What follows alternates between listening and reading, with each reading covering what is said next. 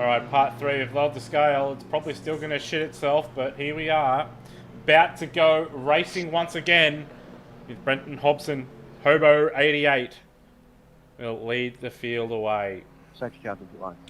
Safety car is in pit lane according to race control.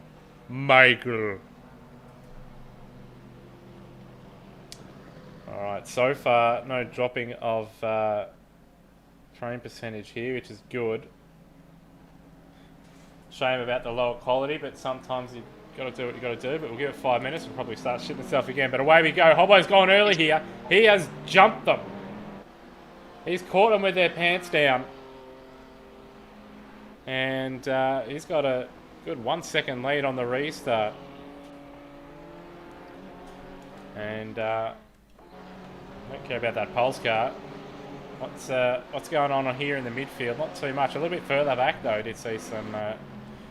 Oh no, that's Steve Warwick. He's being bullied. All those other cars can get stuffed. Don't do Steve like that. Steve Warwick, of course, racing with son Colin, Kurt Stenberg and Brody Steen, Stiger, and Will Jesberg, 23rd. He's got some angry cars behind him. So Emily Jones tries to fight her way through a bit of traffic as well.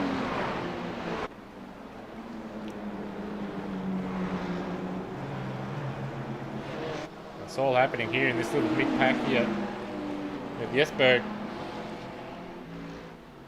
A lap down on this pack. And considerably slower than the cars in front. Already 2.6 behind Steve Warwick and 5 behind Brett Loxton. Bit of a shame, Rossi, that the Ultimate 9 car didn't get in, because this car's got no damage and, well, going bloody slowly. And safe to say the Ultimate 9 car at this stage would be going faster than old mate here. Yeah, I think we would win the lunchtime special, because we are actually running at a pretty considerable pace for a lunchtime specialist. Well, we have 3 lunchtime specialists, so not ideal, but we certainly would have been, I reckon, going a bit quicker here. Look, it's just an all-day lunch menu. I'm sorry about that, Ash. Yeah, let's head down to the local RSL and look at the menu, and, well, you've got Brendan Ross, Lewis Wedding and Hans Brunswick right there, alongside the chicken parmigiana and the chicken nuggets. And oh, there's an incident. There it is. Jesberg's been sent. It's been yeeted. That's what happens when you are, well off the pace. And that's going to cost him that car a bit of time. The 826. And, well, now he's amongst the GD4 cars. I reckon that car maybe, yeah, that car's crabbing a little bit. Brock. So, disaster for the 826, but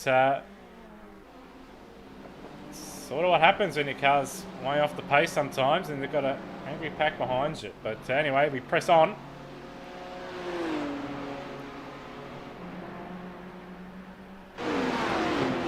And how's the racing up at the front? We still have Hobo 88 in the lead, but the gap has come down. Cameron Stubber closing that gap. Of course, the 88 car did not pit during the safety car period, so he's just out there for track position. He will come in considerably earlier than the rest, but getting off sequence might not be all that bad for the Smith & Sons Synergy Sim Racing 88 mobile. And these 2 seconds clear of Matthew Bowler, who's 2 seconds clear of Joe Mugford, who's got Tom Freer, James Scott and Jordan Ross in behind, with James Scott in a Smith & Sons sandwich brought to you by Smith & Sons. And a little bit further back, we've got Dick Hunter and Damon Woods battling it out. And Woods will get that position up into P8. And we've also got Tom Huggan holding on for dear life with Brock Kelly and Juan Lopez right there as well. Do expect this 36 car to go forward, but Lopez will probably be changing over at their next pit stop. He has been in the car a little while, so do expect next pit stops for a number of these runners anyway to switch driver.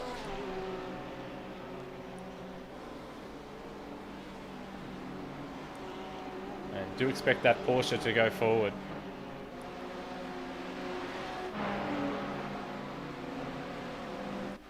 So up at the front, our 2 leaders. Half a second between them here. And about time we have a Smith & Sons track update. Rossi, how's the track out there? You can just, at the moment, I'm in the middle of a little battle pack. It's quite deceiving actually when cars start to go straight through you, so you lose a little bit of time. I'm currently following Jackson Schwab, so I'm glad he's passed me. That way he doesn't send it up the top of the hill and kill me. Just got passed again, climbing the mountain, but quite comfortable at the moment, I would say. So comfortable conditions for our drivers out there as we ride on board Cameron Stubber.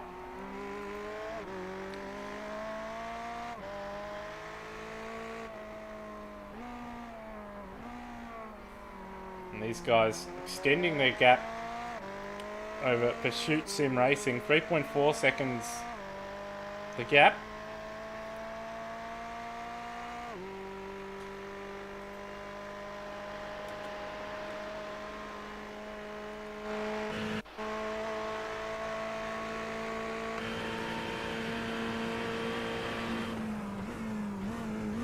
A 2:33 on the previous lap and a 2:30 for the R1 Sim Sports car. They're 1 second quicker. Pursuit Sim Racing 2:04.1 compared to a 4.8 for the TriStar Racing entry and a 3.8 for Logitech G Altus and P5.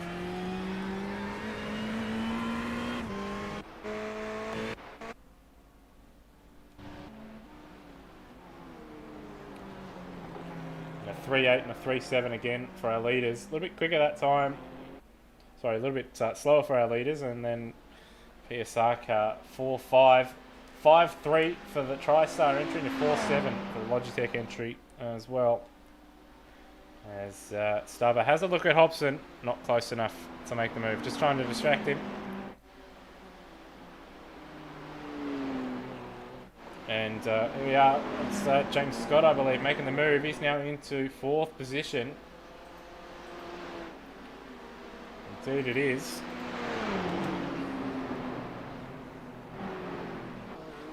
And Joe Mugford starting to slowly fall back here. He's now got Tom Freer all over the back of him. Freer looking to get by and keep up with the Logitech B Altus entry.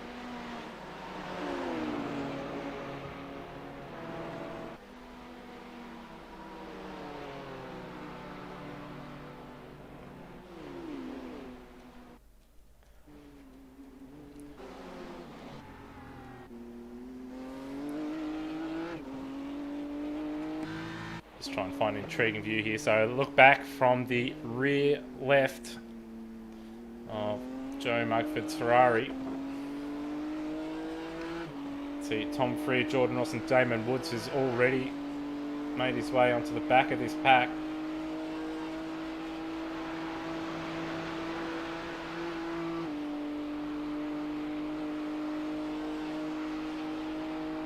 Both the SSI cars there by Smith & Sons, just not able to sort of capitalise coming down the hill. Mugford a little bit wide on the chase though. As Freer shows the nose. Looks like the spot may be turn 2 for Freer here, not quite close enough into turn 1.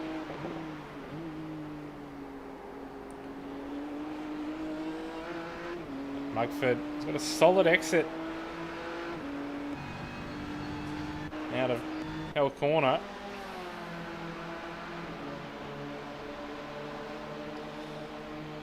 He's not going to defend it here into turn 2. He's got to watch for the second car that might follow through here. Ross is going to have a look. He's got the momentum here. They're going to go side by side. And even Damon Woods goes through as well. And Mugford smartly just actually lifts out of that. Still plenty of time left to go in this race. Only 5 hours and 40 minutes in. Could see a Smith & Sons 1, 2, 3 here. It would be good to see a Smith & Sons 1, 2, 3 in this Smith & Sons 12 hour. And now Joe Mugford under threat from Brock Kelly and Dick Hunter.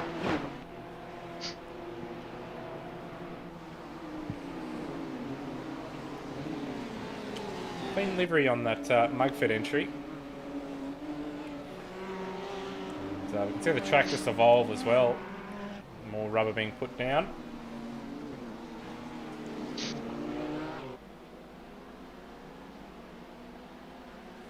So Damon Woods now, he's going to look to get himself ahead of Joe Mugford.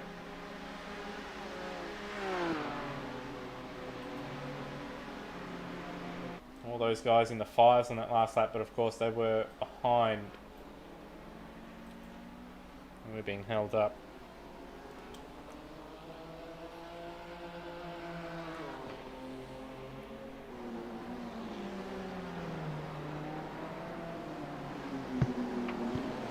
Not been an ideal final sector for the 89 car here. He's holding up the 88, which is pushing him into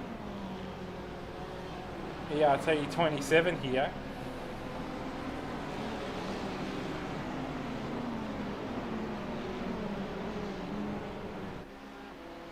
Race control, can you have a look at that, please? So someone unhappy. Jamie McKnight. Roger. So on that last lap, 4-3, 4-3 and a 4-3 for 5th, 6th and 7th. The cars on your screens right now. Half a second slower than James Scott down the road, but quicker by a tenth of a second. Not much than the Shoot Sim Racing entry in third. Currently 9.3 seconds off the lead is Tom Free, and he's just, at the moment, I think just holding on for dear life, Rossi. Yeah, I don't know. Thanks for that input.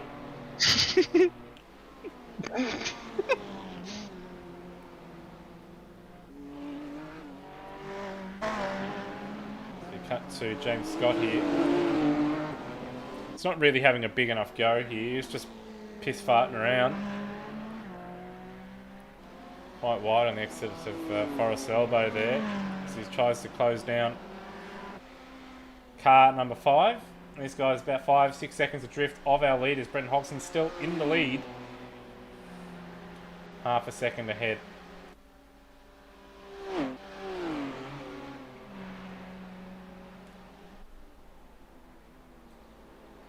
Looks like we've seen a change of positions.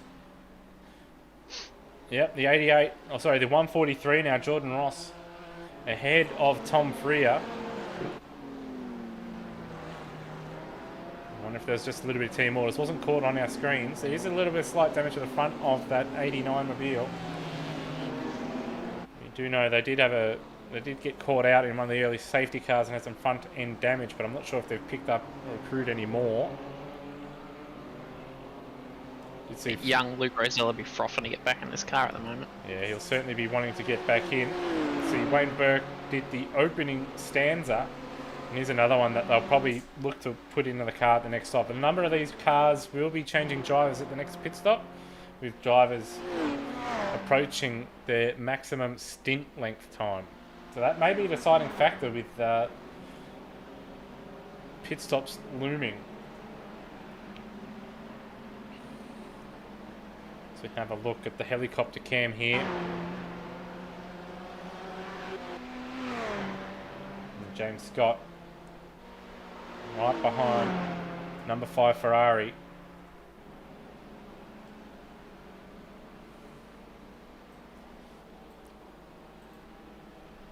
May just be seeing a little bit of fuel saving from the R1 Sim Sports Ferrari here. Just sitting behind Hobson in position 2, or Hobson in P1, the R1 Sim Sport in P2. Last lap, both doing 3.9s, edging away from the third place number 5. Did a 4.7, but James Scott is the fastest man of those in the top 5. He was 0.3 faster than the 2 leaders. So if he does get himself ahead, which he's looking to do right now, and he does so into the chase, would expect him to close up onto the back of our first 2 runners here. And Damon Woods has got himself ahead of the 89 car. What will be interesting is how fast he can go and how fast the 143 of Jordan Ross can go now that they're in the clear air for a complete lap. So a 3.5 for Jordan Ross and a 3.8 for Damon Woods, who the majority of that lap was behind the 89 car. So those guys lapping quicker than our leader, and in fact they were the 2 quickest cars in the top 10 on that last lap.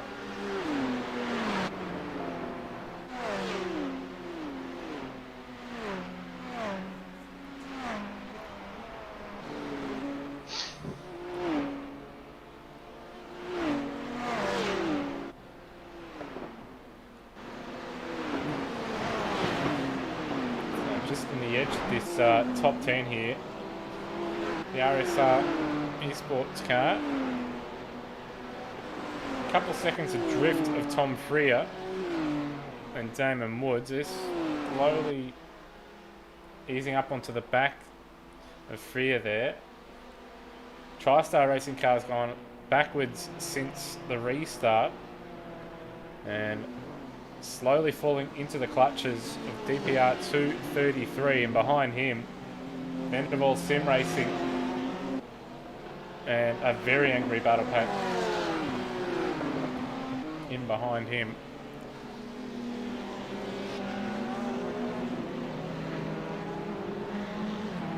To roll through the field, so these Esports in 15th and Shea Argent Shifters 16th. And then the back end of that battle pack, got another DPR car there. Falcon Racing entry, fastest car on track, Brody Kostegi. Out in the clear air, of course, he did have to take an extra pit stop under the safety car to repair some damage which was accrued earlier on. 4.9 seconds adrift of Daniel Misdale in 17th.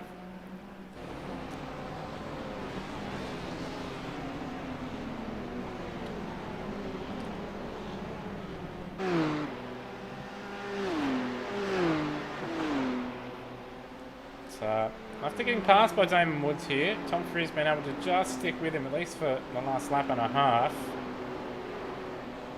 So perhaps did hear early on, Rossi, that car was about 2Ks down on the straights due to some damage. Perhaps that's increased just a little bit, so just having that slipstream's just helping him. We were told that he did get to fix the damage, so it's probably not affecting it now. It's probably just a lack of drive time for Tom Free at the moment. Probably a smart decision to follow Damon Woods. Stick in his draft, save a bit of fuel and get closer to the leaders. And thanks for that Smith & Sons tidbit, Brendan Ross.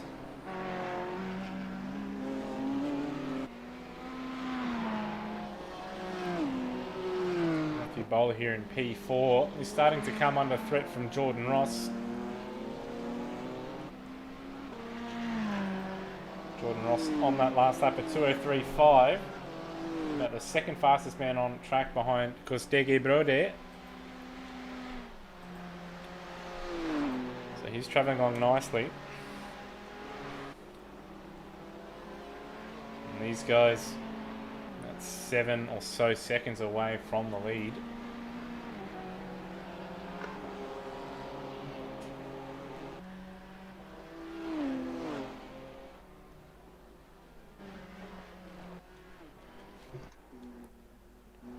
In fact, while we're here, actually a little bit of front end damage on the 143 there on the right hand side. Not major, but enough.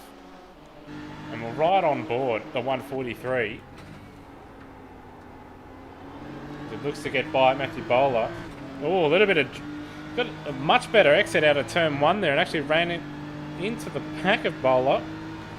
Hopefully it shouldn't be major damage. Last up a 3.5 again for Ross. He's going to try the long way at turn 2. And he gets the job done. So Bowler not fighting it. And now he's 2.5 seconds adrift of James Scott. So we've seen Yeah, so one of the cars has entered the pits there. Can't remember who was driving that second place car. I'll have to cycle my way down. Cameron Struber. Stubber, yeah, that's the one. Stubber. It's been a while since I've had a look at the GT4 class here. Michael Shiraya, who jumped in at the last pit stop, 3 seconds adrift of Brock Salmon.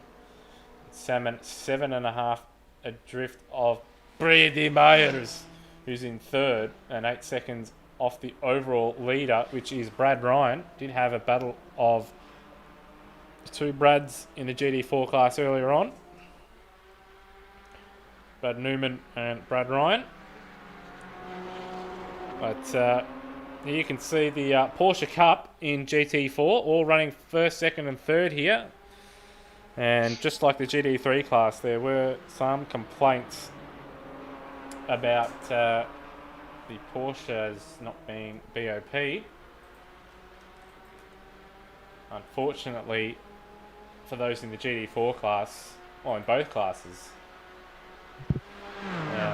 those calls fell on deaf ears. I think they just wanted to see a Porsche win something for once. Yeah, I think that is that's the case. It certainly mixed it up if these front three got caught up in a tangle, picked up some damage. We were talking with Scott Nolan earlier, and we were saying that whoever comes out of the GT4 class with the least amount of damage is probably going to win it, because of course it's quite hectic with the GT3 class and a number of the drivers just sending at any opportunity, Rossi. And we've already seen on multiple occasions so far in this race where the GT3 drivers have gone for a move at places that, well, it never goes side by side with the car, but they've tried it anyway and it's ended poorly for them. Yeah, the GT4's got the rough end of the stick this trying to deal with impatient GT3 drivers whilst navigating about a 60-to-1 ratio for the poor GT4 drivers here at the moment. So we ride on board Brady Myers, who's looking at Mario Martini and try to get by Brad Ryan here. He's pulled out of the slipstream, has Mario. We go side by side through the chase. This could be all that Brady Myers wants and needs, but no. Brad Ryan just backs out of it, and Super Mario is in the lead now. And Myers looking to get by and put Brad Ryan down another position.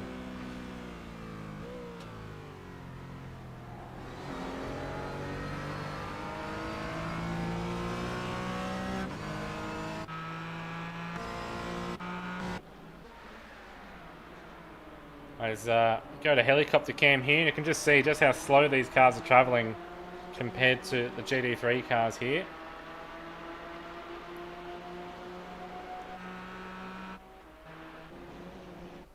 So we cycle our way through the cameras. So Ryan still looking to stick with Matanian here. Well, so very wide is old Mario there. He's having a big go. Still plenty of time to go. You don't want to be overdriving it at this stage, but when you've got second and third right behind you and you want to break away, so we've got to drive it a bit hard here.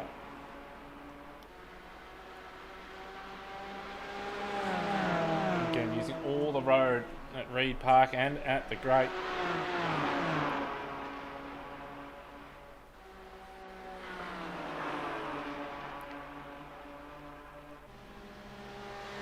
We'll cut back to GT3 and we've got Rudiger Stege lapping Falcon Racing teammate. He's going to try and make a move on Brett Loxton at Reed Park, but has to back out of it. Now he's going to try and make a move like he did in Supercars, and he's done it. Just like in real life Supercars and in the Smith & Sons Bathurst 12 hour, he's made a move coming into the Great after Loxton didn't see what happened, but probably a little bit held up by some GT4 traffic. And now Kostecki's right behind Aaron Cooper too, as they're all held up by Adam Hughes and one of the GT4 cars a little bit further down the road. And this could be another position here. We might just stick with Brody Kostecki, as he's going to provide some action here.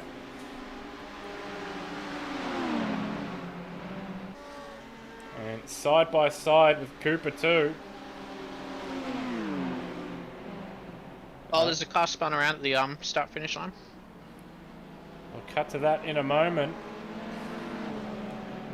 There's going to be a heap of cars about to approach the old start finish line here. As Kostecki has a look at Murray's. And what car is that? That's Drew Orscherson. Hey Glenn, give me a flash when you want to go fast, man. And significant damage on that BMW. But Brody Kostecki now up into 12. Safety car, safety car. And there is another safety car. So Safety car, safety car, safety car. expect a number of drivers here to pit. Car 923, remain on track in position, please. Everyone else will be warned there's a car at the start finish line which is facing the wrong way and in harm's way. So James Scott had actually closed the gap up to Bretton Hobson in the lead. Oh, as they come up, there's a Ferrari there at the top of the hill, gone very, very slowly. And a number of cars have had to check up. And Hobson doesn't know whether to go by the Ferrari. Of course, we are under safety car conditions here. But that car is severely damaged. So I'd probably advise Hobbo to go by. But you just don't know if race control will penalise it or not. So he's just staying behind Cameron Stubber, who's been involved in this incident. But let's go back and try and find what happened if we don't get some Race control, can we pass the damaged car, please? iRacing lag here. Just hold, please. And it's not going to show us here, unfortunately. Drivers wanting to get by the destroyed Cameron Stubber car that is massively crabbing on the straights. That was a front-running car. So they've possibly pitted, or they will... Okay, yes, you can pass the damaged car. Yeah, so race control finally putting the wine glass down and realising that that damaged car's gone way too slowly. It was more of a hazard, and we're actually quite lucky we didn't see a massive accident at the top, as they all had to slow to not pass it. So Rossi, some Smith & Sons drama here. Yeah, Smith & Sons drama in the Smith & Sons Bathurst 12 hour. Lucky we didn't see a big wreck there. Saw multiple drivers blow up on the radio. They're the likes of Luke Rosella, Adam Briggs, some other names that I can't remember. And here we go, Hobson, our leader in the pits, as is James Scott. Now Hobson's pit stop will be longer. They have to put more fuel in that car, as they stayed out at the last safety car period for track position. But of course, a number of drivers that did pit, I would imagine, are going to have to change drivers for maximum driver time. So that may offset and delay their pit stops just a little bit. But of course, the deciding factor in these pit stops is the fuel. The safety car. Car 962, you may pass the safety car. Hobson looks to be staying in the car. One of the SSR drivers have changed drivers. 692. Wayne Burke has stepped in the car. Yeah, so he opened the account for the 89 car. And this is good for the likes of Blake Delaney, Lachlan Capel and Emily Jones, who will look to try and unlap themselves from as many cars as they can. But we have seen, of course, a number of drivers stay out. Same with the likes of Cameron Dance. But our race leader, Juan Lopez, so that car has stayed out. Right, car 42 passed the safety car. Car 36, you are the leader, maintain position behind the safety car. And unfortunately for a number of runners, they're going to be stuck behind the leader. So Adam Hughes and Matty Jones. Race control. Looks like the GT4 leader has been waved through while the rest of the GT4 leaders currently in the safety car queue. If that's going to cause any issues like it did last time. And we've got some dramas, some blow-ups here.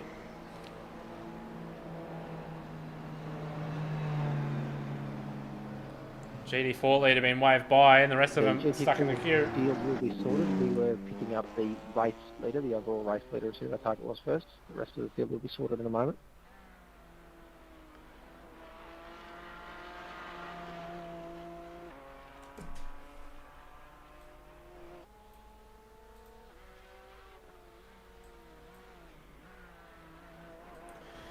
And that's going to give Brady Myers here a free pit stop.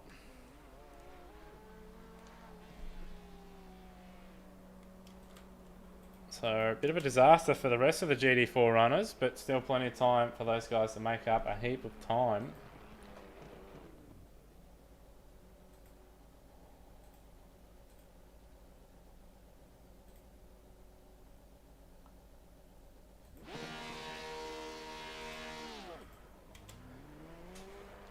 And Cameron Dance also coming in, another one that's looking to get themselves back into the game here. And Drew still stuck there at the final corner, start-finish line. Fabian Coulthard currently safety. Oh, actually no, Fabian Coulthard was actually going slower than the safety car driver Nick Parker right now. So says it all about DJR Team Penske and Fabian Coulthard, and people are still sympathetic that, oh, you know, he shouldn't have lost his job. Well, when you do something like that, to be honest, I'd hold it against him, and I do hold it against him. But and for DJR as well. But anyway, Juan Lopez is your race leader. Adam Hughes behind him, he's a lap down. Matty Jones, of course, GT4 cars lap down. Aaron Cooper 2 is second overall, but 2 lap cars in between, and of course he's staying out, as is Juan Lopez. Then we have a number of lap runners. So Emily Jones, Lachlan Cappell, Blake Delaney, and Miles Bond, all lapped runners between themselves, or between, I should say, Aaron Cooper 2 and James Scott 4. Of course, James Scott, I believe, is the leader of the drivers that have pitted. Car 923, you can skate. Car 923, you can skate now. And Brock Kelly, Brenton Hobson, of course, did have to take. He did have to take a longer pit stop due to at the last safety car period not electing to pit. Just wanted to get the track position. It worked out well because they've moved themselves up one position. Net one position, but they've also been in I think overall in the race standings probably in a much better position. Car 286 past the pace car.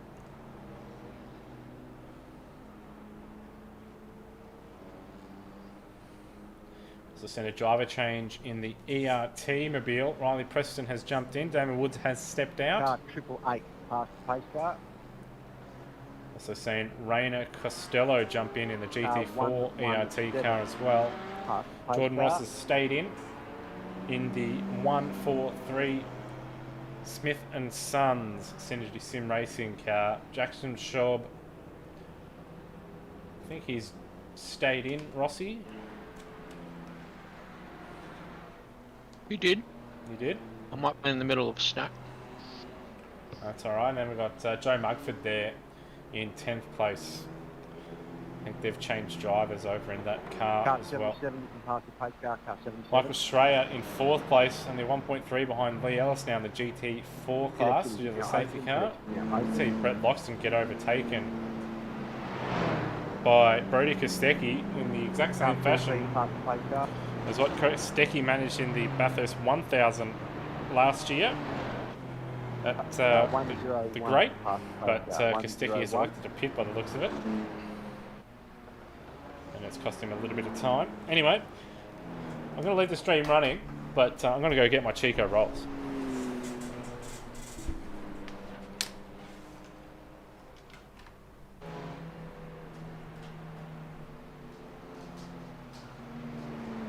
Sorry, Lee.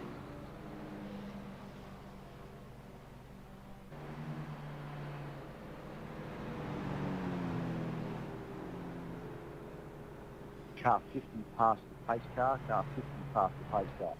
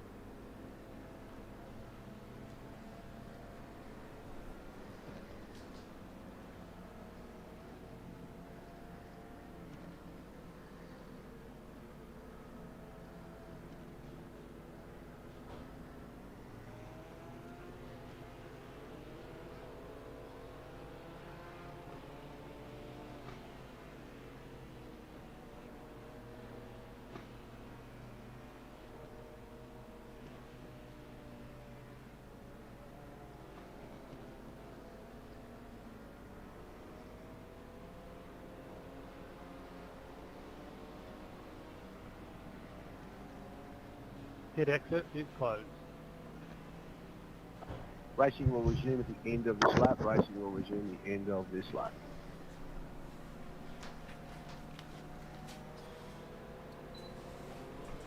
Alright, I am back from my break. I've got my Chico rolls. Proudly brought to you by Smith & Sons.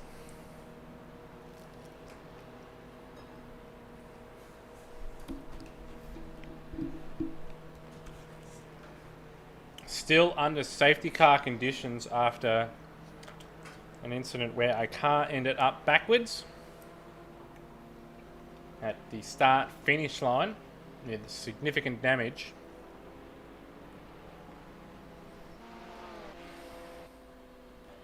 Actually, look in the rear end of... no, that actually might just be part of that car, but it does look like it's a little bit bent there, the rear end of Juan Lopez's Porsche. Pit lane, pit exit is open. Pit exit is open. Juan Lopez, our leader, of course, now. Elected to stay out.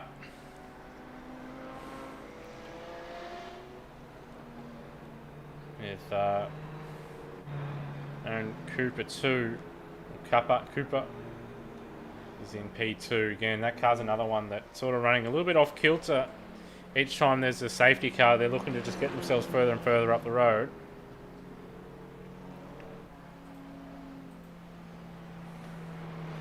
And just looking at the stint lengths for those guys, yeah, 20 laps since those guys have pitted.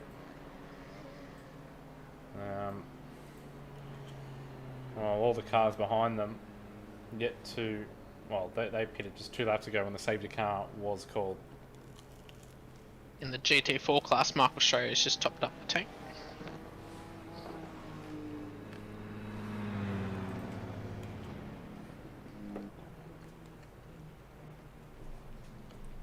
Yeah, so the Smith & Sons Michael Shiraya entry, brought to you by Smith & Sons, yeah, coming in to make a pit stop there, just to refuel, from our man Brendan Ross down there in the pits, brought to you by Smith & Sons.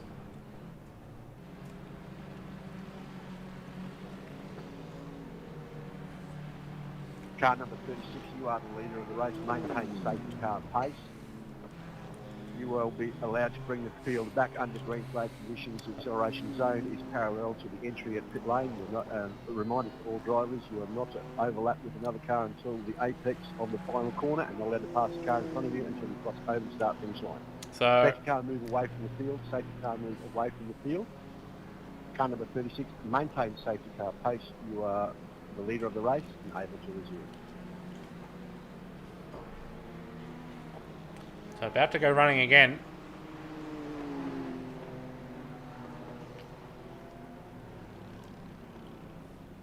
So 89 cars went up and down. Smith & Sons, Synergy Sim Racing. Wayne Burke now in the car. Tom Freer a little bit up and down in his stint. Wayne Burke did open the account for that car. They did have to make that extra pit stop there. Change driver. So they're a little bit further down the field than what they'd prefer. And a little bit of a check up there. It's forced a number of drivers to slow up and actually move off the line there. Not an ideal start for Juan Lopez though. He's got Adam Hughes, who is a lap down, looking to unlap himself. But he's also got Aaron Cooper 2 right behind him. So in an awkward position is Adam Hughes. But now Juan Lopez able to just stretch away.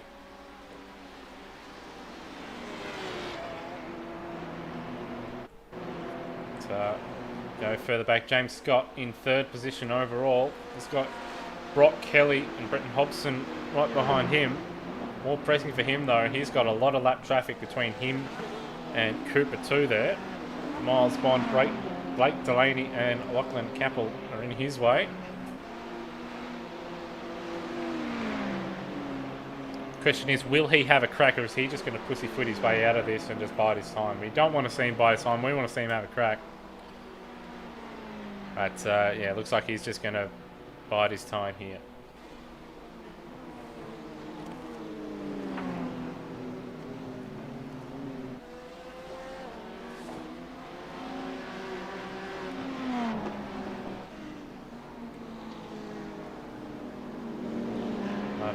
He's got to make a move soon here, Rossi, because he's got some cars behind him that want to get ahead of him here. And he doesn't want to let the leads get away either. Yeah, well, track position's really starting to play a key part in this race. It's only halfway through the race, but it's about now you have to really start positioning yourself at the front of the field. And thanks for that Smith & Sons tidbit, Brennan Ross, as Scott up the inside at the chase of Miles Bond. And Miles Bond actually had the better exit coming out of the chase, and having a look at James Scott. Scott in deep at the final corner. Sort of backs it in just a little bit. Now he finds himself right behind Blake Delaney.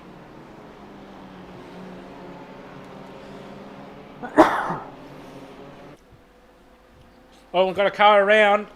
We've got a car around in the background. That's the 111. Well, not crispy. It's Joe Mugford. What happened there? Was he sent, or did he just come in too hot? We'll soon find out. I think he's just come in too hot. He has.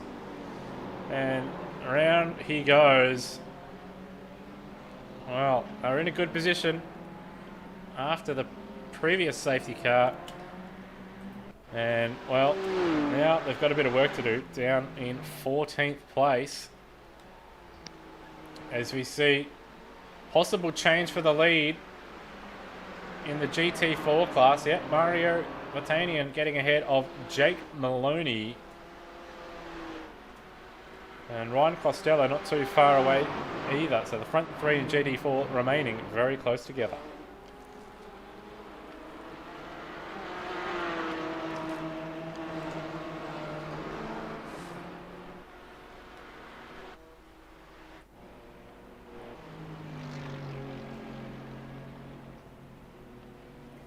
And for those wondering, Steve Warwick update. He's in P22 right behind Ross Rizzo. In the Flame Energy 2 entry. With Kreut, Stenberg, Colleen Warwick and Brod Stiggy.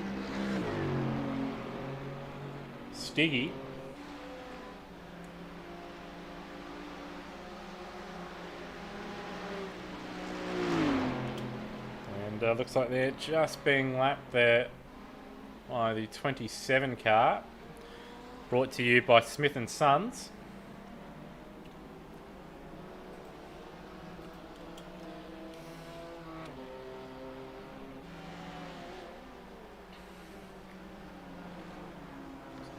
Have Brett Ward be there. We'll look at Will Jesberg, who had a bit of an incident earlier on. That car's actually been repaired. I think that Jesberg car did have a bit of damage, so perhaps they used their fast repair there. And they're on the race. But he's lap traffic now. Should be trying to get out of the way. Oh, Jesberg. As Woodby's trying to close in on Aaron Major and Cameron Dance. And, oh, I don't know if there was a nudge there, but, oh, very close for Yes Man. Or Yes Berg. Almost ending up in the tyre wall at turn 2 there. Cut further here, got Daniel Misdale. He's got Cameron Dance all over him.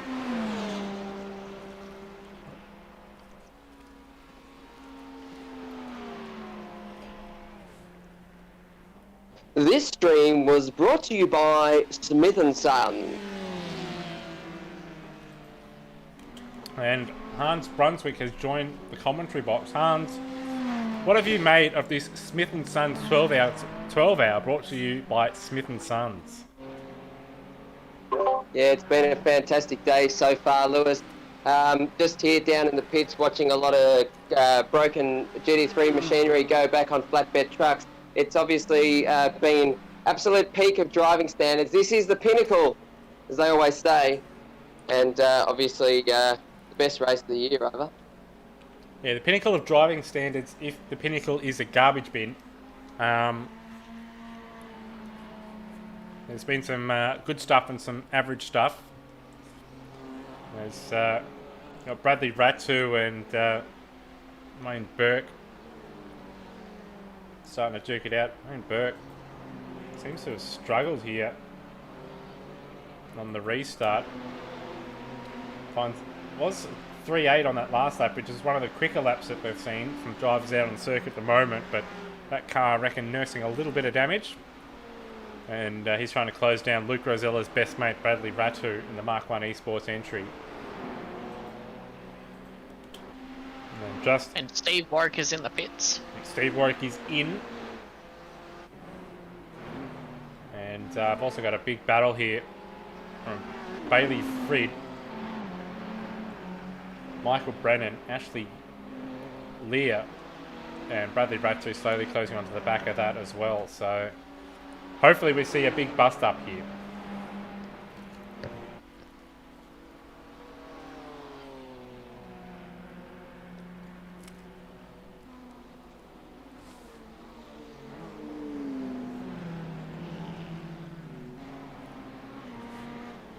Oh no, Steve Warwick was the cause of an incident at the cutting. Oh no, it's a disaster for Steve Warwick. But our Brody Kostecki update brought to you by Smith & Sons. He's now right behind Riley Preston. Of course, that Brody Kostecki car did suffer a pretty sizable incident. Looks like they may have used a fast repair on that, because that looks a lot more, well, maybe not a fast repair, but they've certainly pitted under the safety car to repair some of that damage. It's looking a lot healthier than what it did earlier on. And he's now up into 9th place as we see. Who is that? That's no, stop skipping through these bastards here. Riley Preston there, overtaking as Jackson Ayana. So Kostecki now up to 8th, Preston up to 7th, and they're chasing down Jordan Ross, who's trying to chase down his teammate Brenton Hobson.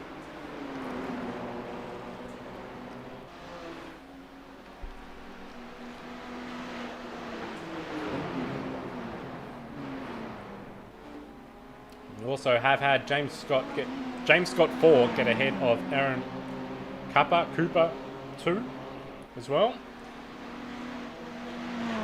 Juan Lopez. Juan wonders, Hans, if Juan will really want to win just one race, would that be the Bathurst 12-hour? One does wonder if that is the one thing to wonder about. Juan Lopez.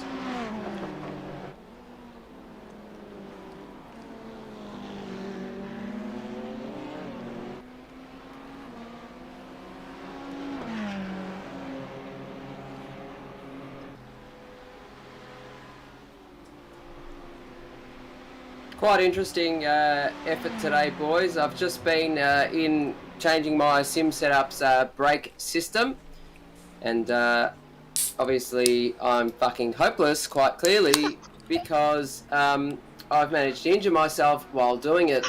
All 3 pedals managed to just fucking fly everywhere and managed to hit me in the knuckle, and now there's a massive gash in my knuckle. Thanks to Smith & Sons, I will look forward to getting a renovation soon, but otherwise it's been good. Back to you, fellas. Well, thanks for that Smith & Sons update, Hans. Another Smith & Sons tidbit here, looking very interesting with Aaron Cooper 2, currently 3rd place overall. Seems to be holding up Blake Delaney and Miles Bond, who are running in 18th and 21st position respectively. They're being held up by the 3rd place runner at the moment, it seems. See, Cooper 2 did manage to not pit. He stayed out. As, looks like we got side-by-side action with Delaney and Bond there. So they're getting impatient here. They're looking to try and get themselves back onto the lead lap any way they can. It's not going to help their cause if they're stuck behind the 3rd place runner. And then, of course, it's got Brock Kelly in 4th and Hobson in 5th behind them, also looking to make their way closer towards the front 3. So we may, or front 2. So we may see some bust ups, which would be good, because that's another thing, Rossi and Hans, that we could sponsor, the Smith & Sons bust up. Yeah, that is a sponsor plug that we should get involved in.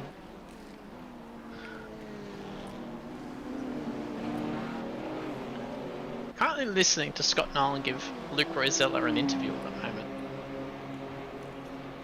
Quite disappointing. Quite Did I disappointing. just talk then, or was my mic just screwed? Oh well. I didn't hear anything you said then. Oh, I said something about we could have a Smith & Sons Demolitions award. Well, no, there we go. That is a fantastic idea. Obviously, if someone king hits someone, obviously it'd be a demolition all in one go. So I think that would probably looks like it would take the award right now. There's still a long way to go in this race. About halfway through the race, actually, boys. So should be a good time had by all, and hopefully, yeah, like you said, big bust ups. Yeah, big bust ups, big dramas, and we do wonder. One wonders how many macros are being used today, fellas. There's only one PRT car in the field, so probably not that many. Then again, these cars do have inbuilt macros, so perhaps everyone today should be disqualified for using driver aids. But gap between 1st and 2nd, James Scott on a charge at the moment. 2.8 seconds adrift of Juan Lopez, who was 4.3 in the lead. Just a few laps to go. Juan Lopez. Yes. Will he be in position number 1 at the end of this race? Juan wonders. Yeah, Juan once wonders. again. And still we've got Aaron Cooper 2, or Cooper. I'm not going to pronounce his name right. Still holding up Blake Delaney and Miles Bond. Brock Kelly had a look at Miles Bond on the previous lap towards the end there. So Murray's. So this is it. This is where we're going to see a drama. We're going to see one of these leaders here get impatient, or one of these lap traffic cars get impatient with Cooper 2. And there's going to be a drama.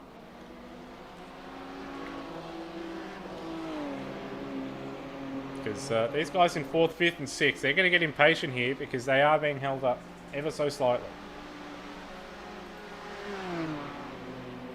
Speaking of impatience, I'm getting quite impatient with my computer right now. The disk response time is going through the roof, and I'm quite sick of this shit, and I will be throwing away my computer soon if this keeps happening, because it is actually driving me insane.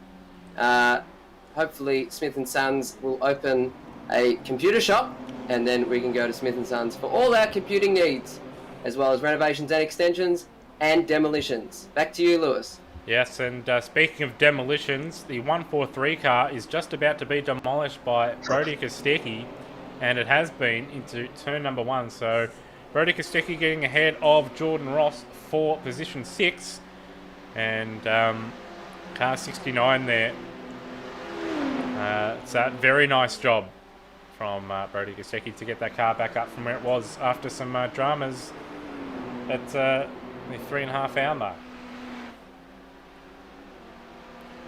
That's a bit further ahead. We still have this lap traffic between the ironically named Pace Syndicate car that's in 19th place and the false advertising, if there ever was some, and the Fishy Motorsports entry in 18th, still stuck behind Cooper 2 here. I'd advise them to just wipe out Cooper 2 and just cause it drama.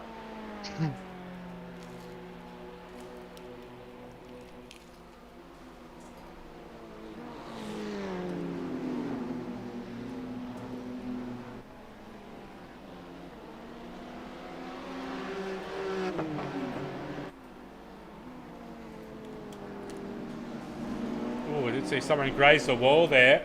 I wonder which car it was. And Blake Delaney's got a little bit of a run on Cooper 2 here. Might see him just send it. And here he goes. He's going to make the move. We did see Miles Bond getting it all kinds of sideways coming down Skyline and was lucky not to fence it. And Delaney getting that position, or not position, but track position. Is still a lap down on Cooper 2. And now Miles Bond looking to get that job done as Kostecki in the background there looks to make a move and lap on Lachlan Capel, who's ran wide and onto the grass and gravel trap, able to make it out and not block anyone in the process, which has actually worked out for everyone except for Capel. It also means Kostecki is not too far away from putting Brenton Hobson into his meme-worthy position number 6. Hobson looking to get ahead of Brock Kelly.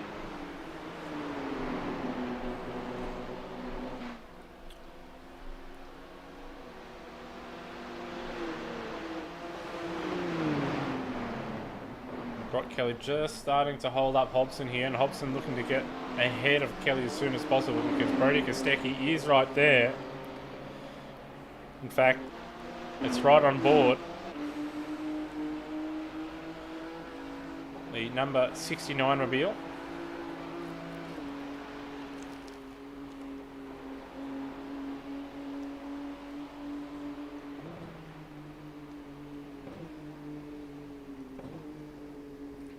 Oh, a little bit wide, a little bit sideways and squirmish for Hobson there. He's had a slightly better exit coming out of the dipper. He's bought himself a little bit of space, but it's all about the exit out of Forest Elbow now. And Hobson has got that slightly better exit over Kostecki. While you go at the chase there, James. Currently, Weinberg is actually the second fastest car on the track. Second place is the fastest.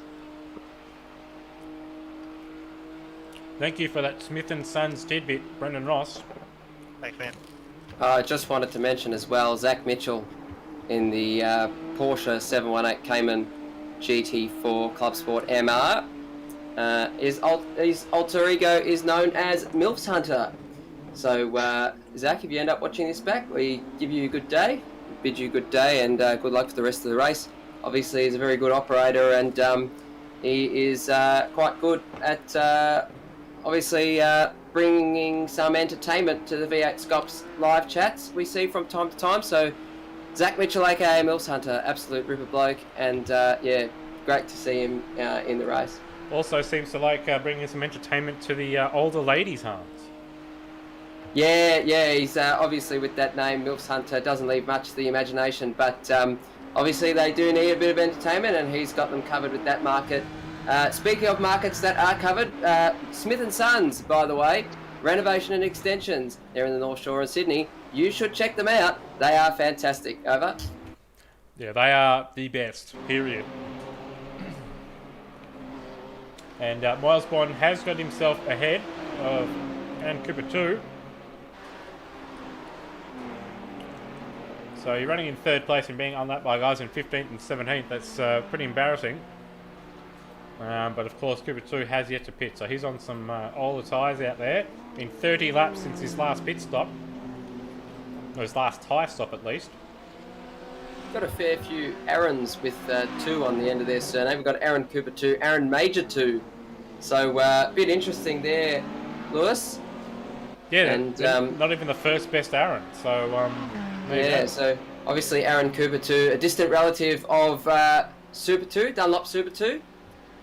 And obviously a few letters difference there, but quite similar indeed.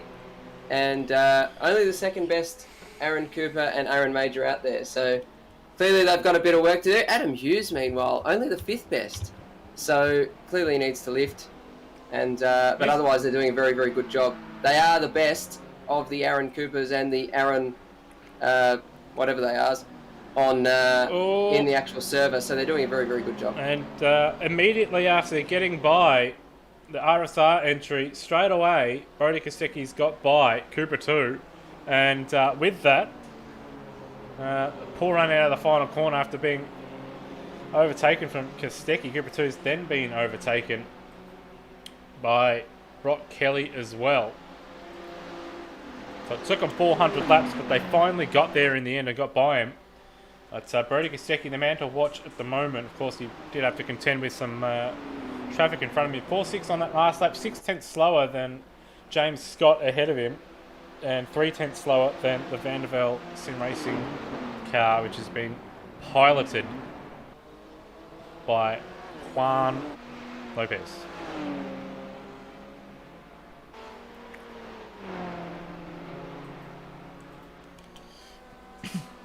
That's the leaders as we cut to them here. Juan Lopez just being held up by the 14 entry. And the GT4, and Scott's on the grass. He's in the fence. He's in the fence hard. That is it. That is that car done. The contender, and he's rolling back. He's not kept his foot on the brake, and he's caused contact with one of the SSR cars. That is your Synergy Sim Racing mobile that's going to cop more damage. So looked like either car 88 or 143, Lewis. So they could be in a bit of dramas there, and hopefully it hasn't done too much damage to them. That is a big moment in this race. Just James Scott getting ahead of himself. Some lap traffic there causing a bit of a drama. So we'll just cut back to our Povo Pack replay here, brought to you by Smith & Sons. So let's just try and find a more appropriate camera here. We'll go far chase. Which car was it? Oh, that was the Bretton Hobson 88 that had to hit the fence there because he had nowhere else to go. So that car will have damage, the Bretton Hobson machine. And, well, in fact, we'll actually go back to a replay as well and just see just how... The replays? No way. How James Scott managed to ruin that one. Well, we've got freaking 6 hours to sort out a replay, Rossi. So you can do multiple replays because guess what? You're not going to have anything else to talk to or talk about for the next 20 minutes. Who'd have thought? So here we go. He's already hit the wall at this stage, so we'll go back a little bit further.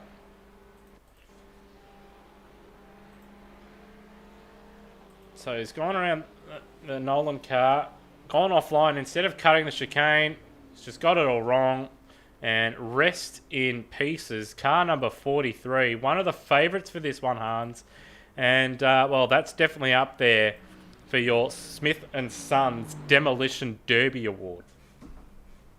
Yeah, spot on there. Obviously, James Scott, a very experienced operator, clearly not experienced enough to hold the brakes while a train of cars is coming through. 6 hours to go in this race.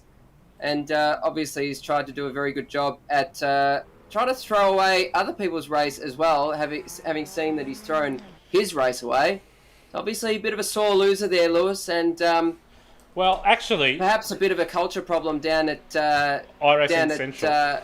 Yeah, it's obviously a culture problem down at Altus, so maybe they need to get, I believe a man out of a job at the moment is, I think it's Justin Langer out of a job at the moment, so perhaps, obviously you can turn an organisation's culture around. Perhaps Altus need a little bit of his assistance. Yeah, not much sim racing experience, but just common sense, I think. But I think he's got a lot of common sense compared to, say, a lot of those in the sim racing community, whether it be iRacing, Automobilista, R-Factor 2, or Automobilista... No, I can't say. That's not a fucking sim. But, yeah. Another reason as well is that they've used their fast repair for that incident. Oh, we've got some incident here with... It's a glass pull. Well, is that glass pull? No, it's... who was that in the McLaren? That was Josh Mertens there. I'm going to cut to a replay to find out what happened. But, obviously, Scott knowing... So he was... Mertens was trying to get by the Falcon GT4 car. So these guys are still racing hard out there. But obviously Scott knew that he had a fast repair, so maybe he was deliberately trying to have other cars get damaged in case they'd used their fast repairs already. So a bit dirty there, it has to be said, by just not holding the brake and just staying to one side. Maybe another reason why they need Justin Langer to come in and change the culture. Or they could just bring in the Stasi to start shooting people or something. I don't know. But out of all that, Brody Kostecki is now into the lead.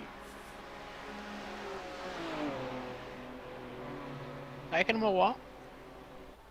He's had to recover and repair some damage. I'm not sure if they've used their fast repair or not, but that car is a little bit more cleaner than what it was a while ago.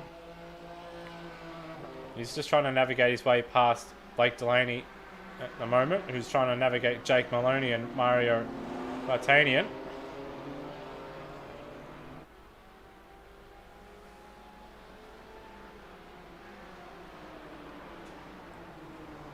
And we've got another car in the pits there, so Juan Lopez has pitted from the lead, possibly anticipating a safety car.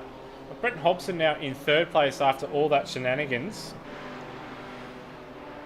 2:08.6 was his last time lap, and an 8:2 for his teammate in behind. Of course, all those cars were caught up in the James Scott Crash Fest, brought to you by Smith & Sons.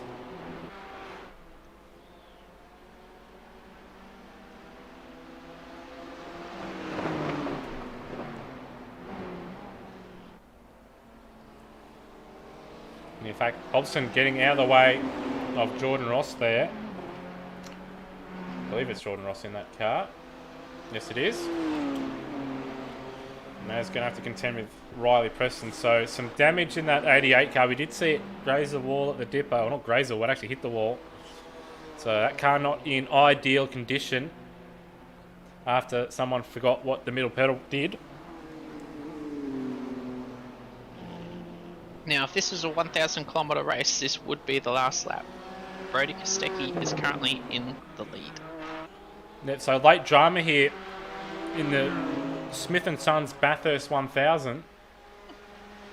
But Brody Kostecki will win absolutely nothing because we've still got a good 6 hours to go.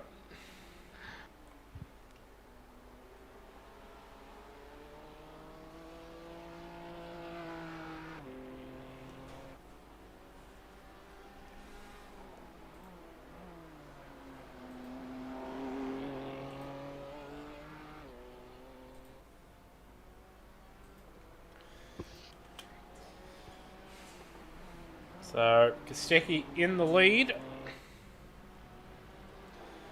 And he's got good 5 seconds over Brock Kelly now in second place.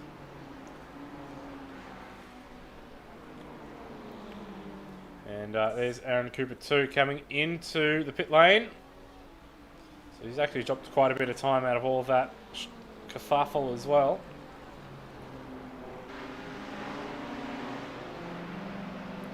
And so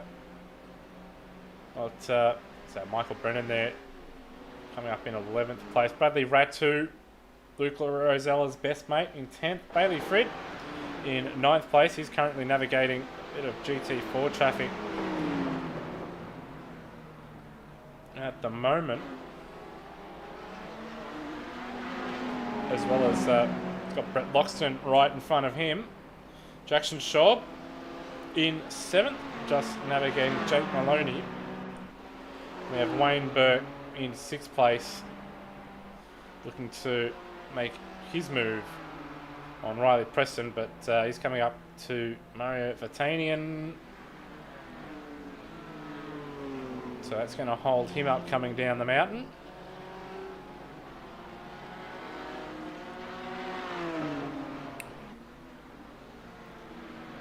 And Vatanian not wanting to give the inside there. Might be a little bit unhappy that he sort of blocked it, but it may have just been a case of the Porsche just being a little bit squirmish, and he just wanted to straighten the wheel up. Got Reina Costello in the lead of GT4, of course, just ahead, a second ahead of Mario Vatanian. And Wayne Burke now 1 second away from Riley Preston, 3.5 away from Bretton Hobson, and 5 seconds away from his other Smith & Sons sponsored teammate Jordan Ross, who sits in 3rd position at the moment.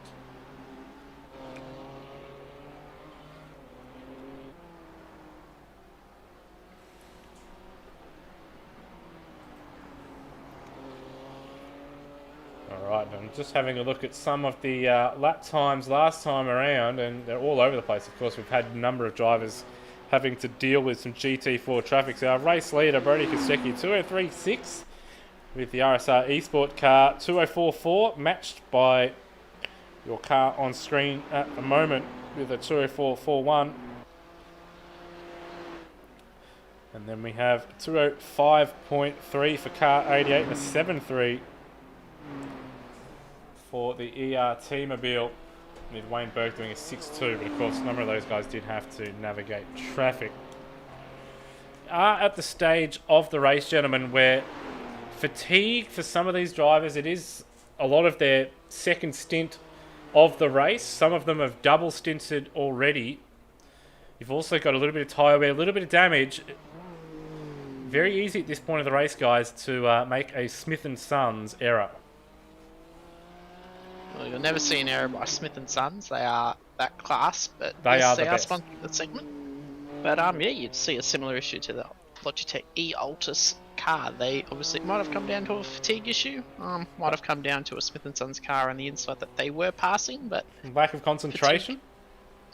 That could have played a big part. Which you do get with a bit of fatigue, and of course James Scott was driving very hard before that to try and get up to the back of the lead. He finally got there, but when he got there, just slight lack of focus, couldn't get it into the groove. He is only the 4th best James Scott too, so it might come down to that. Yeah, so there's 3 better James Scotts, of course, in the iRacing simulation. And once again, another 203.7 for our race leader. With both the Smith & Sons 143 and 88 doing 204.0s, 4/10 faster than our 155 RSR entry, and also a 4.0 for ERT 26, and for Smith & Sons 89 Synergy Sim Racing. So 204.0 seems to be the popular time by those guys in the top 6. All of them putting quite a bit of time on the XCM entry and the HGR Jinx Shifter entry, both doing 5.2s and 5.0 respectively.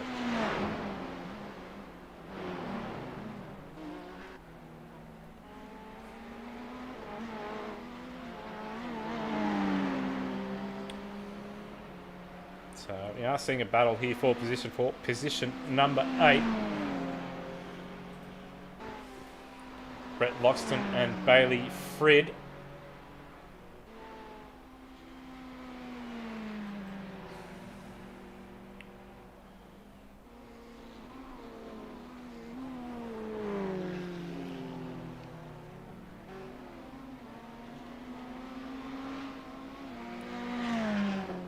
And as you can see, just Bailey Frid just not really having much of a crack here, boys. He's just sitting in behind Brett Loxton. Now, Rossi, it's been a while since we've had a Smith & Sons track update. Are you out on the circuit at the moment?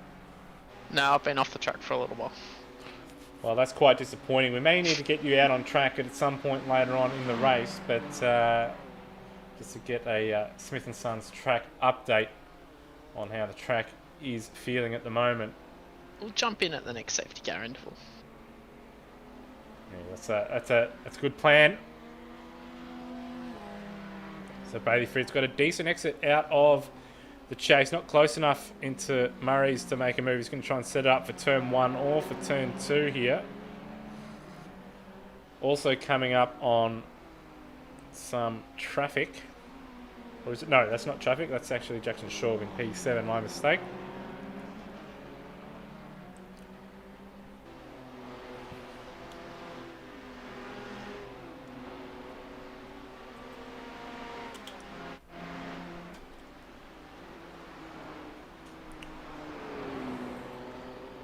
Just going over the lap times again. Last lap around 3.7. The metronome, Brody Kostecki out in front, just driving away at the moment. 7.7 seconds clear of RSR Esport. They did a 4.3 in second, a 4.1 for the 1.43, a 4.3 for the 88.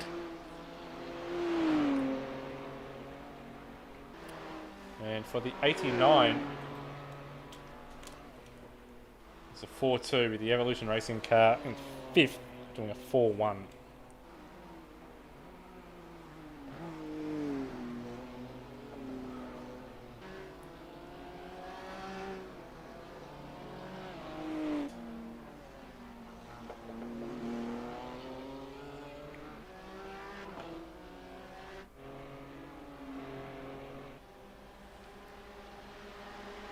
And once again, just going by splits at the top of the mountain at the moment. Another 0.5 going Kostecki Brody's way. Gap out to 8.1, 8.2 seconds.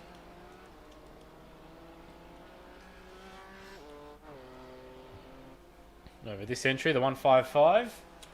He's slowly losing ground to the leaders as well as both the Smith & Sons Synergy Sim Racing cars. 143 and 88. The 4.7 on that lap. We did see a GT4 car in the background there, which did cost them a little bit of time. And a 4.1 for the 143, a 4.0 for the 88. So Jordan Ross 3 seconds away from Brock Kelly at the moment. 11.5 off the lead.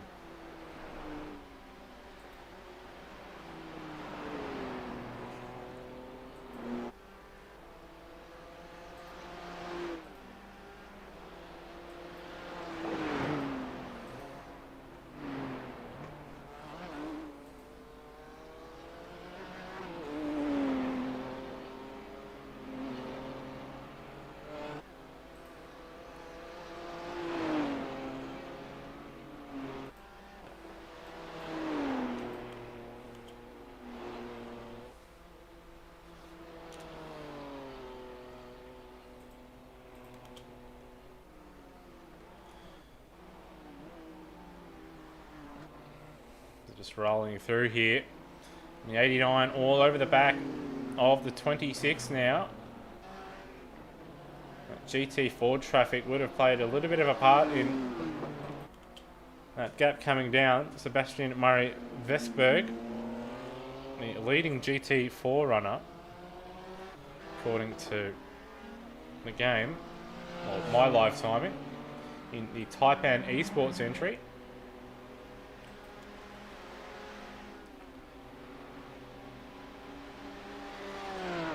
then you look at it on this timing, and it's not.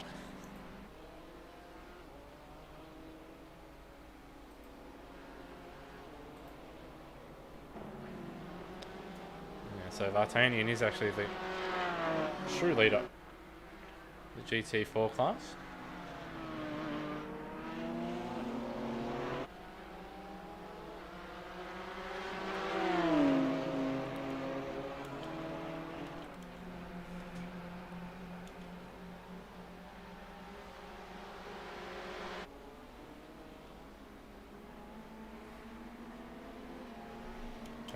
In fact, might as well bring up this iRacing amateur page here. Last car on the lead lap is the 135 Lease or Lessie, whatever you want to call it, esports entry. They're 13 seconds adrift of Empower Summit Sim Sports. After that incident at the top at Skyline, Logitech B Altus Esports number 43 sits minute 29 off the lead. Of course, they did have to use their fast repair, so any further damage, they'll have to wait in the pits in that entry. Just cut to them now, actually. What was their last lap time? A 2:06.2, but of course, they've probably had to navigate a bit of traffic in that time. It's going to go across the line now, and a 5.8. And again, I have to deal with more traffic coming across the 14. Thinks better of it this time rather than just sending it up the inside like he tried at Skyline, spectacularly failing last time around.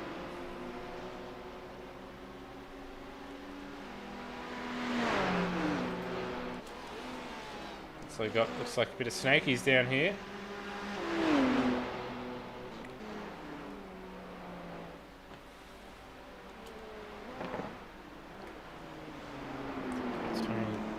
Yes, Berg and Styles.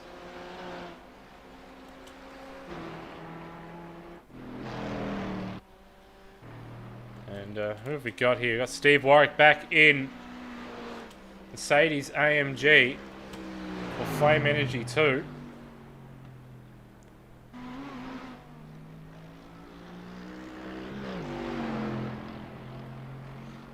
Of course, a little bit of damage on that car, I can see. Left side of the rear wing. iRacing with its realistic damage with the bent carbon fibre.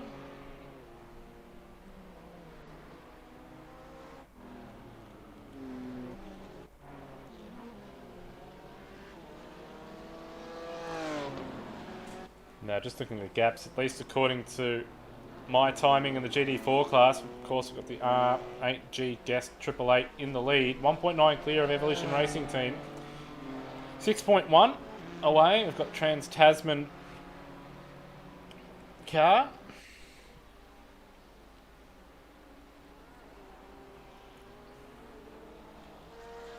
Trying to work out which number that is. That's this one here on screen, number 92.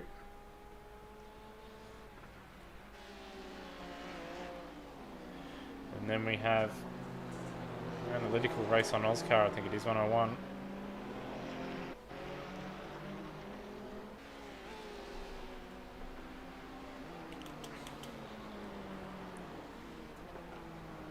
Have a look at a full-on live update there.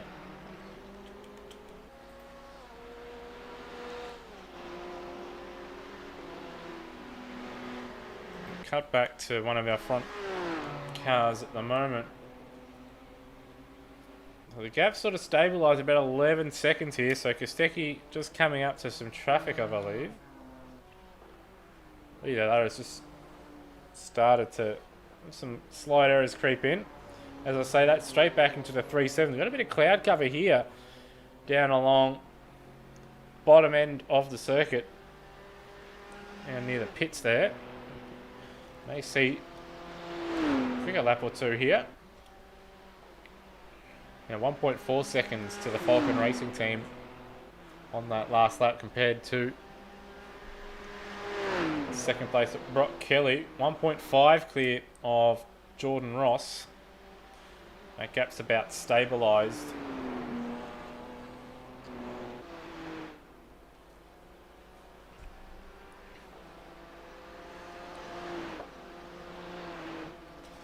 A little bit further back, Wayne Burke has caught the back of Riley Preston.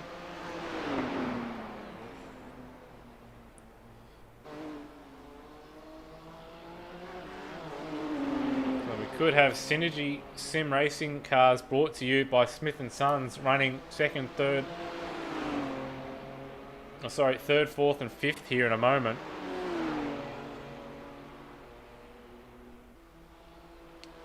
We've got Bailey Frid still holding up Jackson Shaw.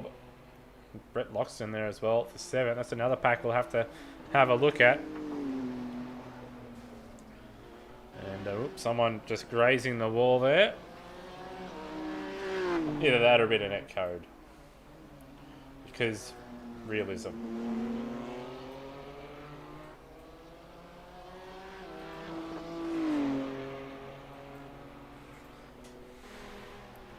So here we go. Has Burke got the run here?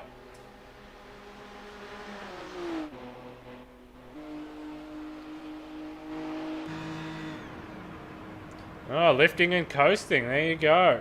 So Wayne Burke just doing a bit of fuel saving here. Smith & Sons saver of the day, Wayne Burke. Looking to save some fuel. Yeah, you can just hear him roll out of the throttle here. Looking to get some extra lap or two in.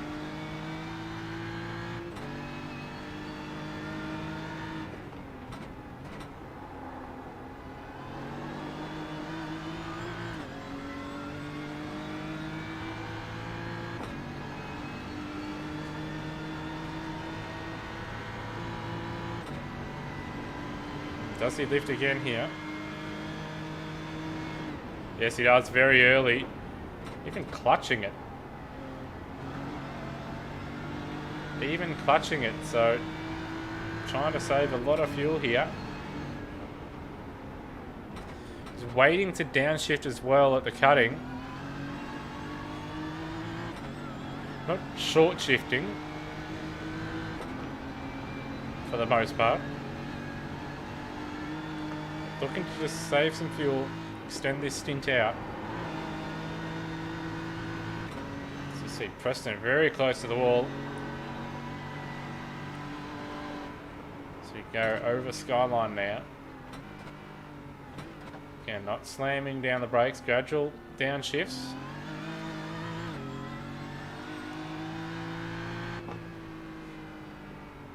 And then nice lift. Gradual down change. Not using the engine to slow the car down. Now it's just going to sit in the slipstream of Preston.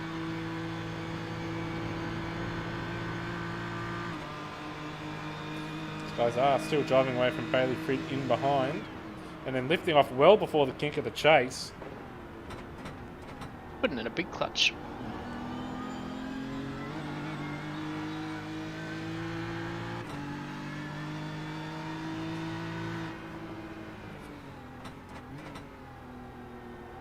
Doing this too to get a pit stop advantage. Looking to save, should there be another safety car at the next pit stop where it's expected everyone will probably come into the pits. You can save yourself a lap or two of fuel here. That pit stop's going to be a few seconds, which could be the difference between not just the position in front with Riley Preston, but also with his two teammates. So Preston goes defensive. Wayne Burke just pulls in the clutch and coasts in.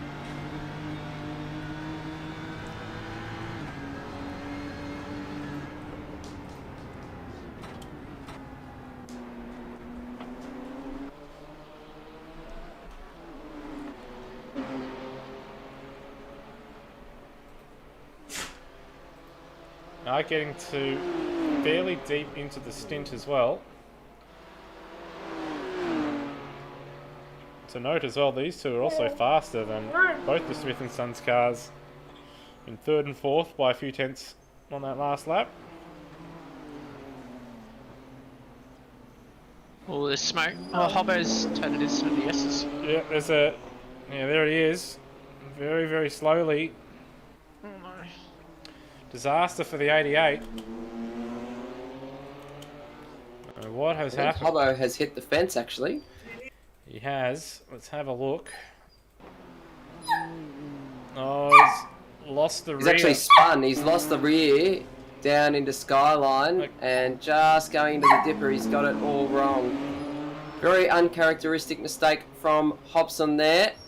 And that puts him back into the clutches of the 26 ERT car and the sister 89 car for Synergy Sim Racing, Smith & Sons. We are deep into the stint, so the tyres aren't at their best. He's actually lost position now to ERT. And we'll see if he lets the team car by. They should play the team game. And that's Wayne C. Burke still in the car. He's still doing the job at the moment for number 89.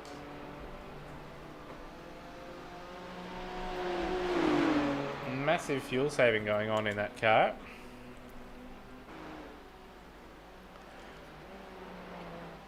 Gee, we'll ride on board ERT car and see if they're doing any kind of fuel saving as well here.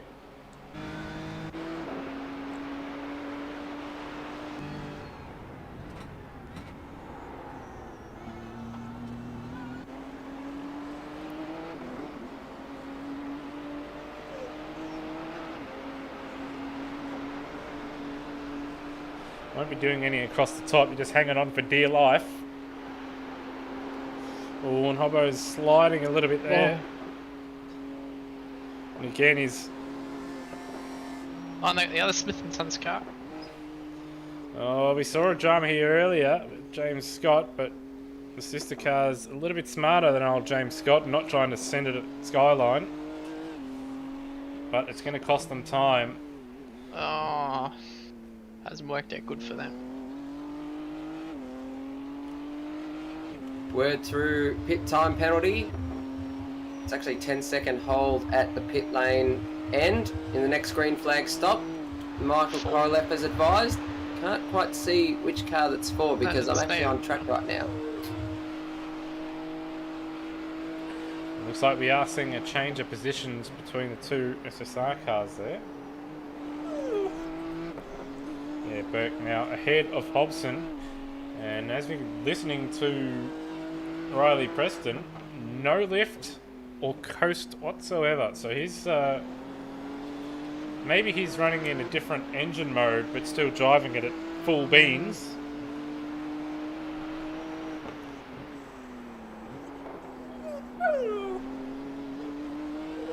I said who the penalty's for.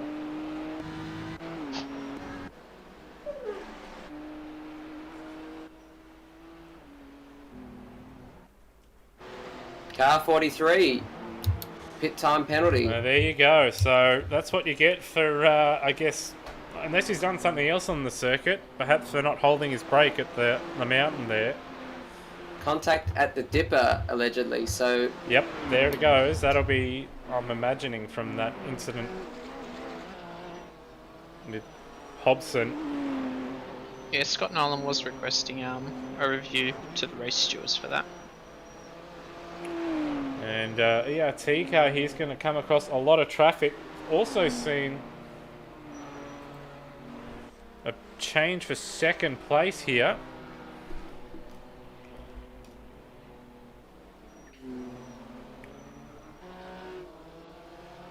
So the 143 car is now into second. 5-2 on that last lap to a 6-4.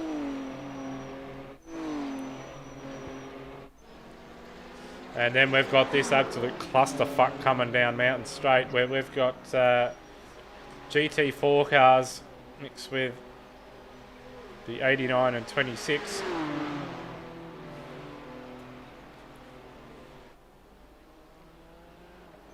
can see how much quicker the 89 car is. Just caught right up to the back of 26 easy. Yeah, caught back up straight away, but he's also fuel saving at the same time. These guys now approaching 29 completed laps since their last stop. We do have, if that was a pit stop or not. That's just the game playing funny buggers.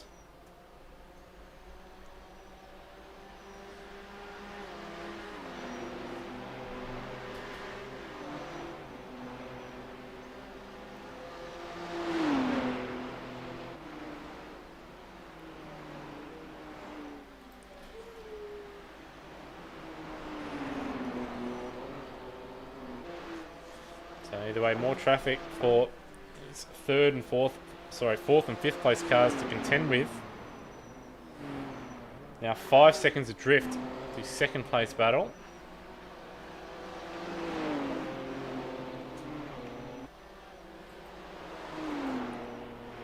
Kostecki's still out, 15 seconds out in front, ahead of Jordan Ross now.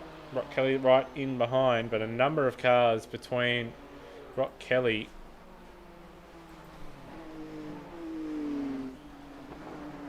and Riley Preston.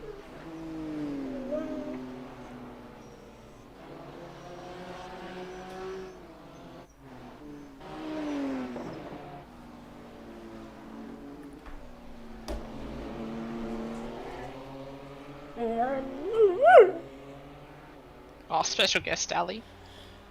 Ali, brought to you by Smith and And Sons. son.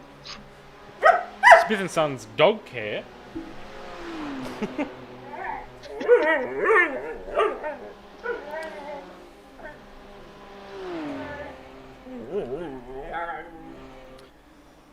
Now, Ali's quite worried about this lap traffic that these guys are going to have to contend with. They've got Paul Bryan, David Coleman, and Will Jesberg immediately in front of them.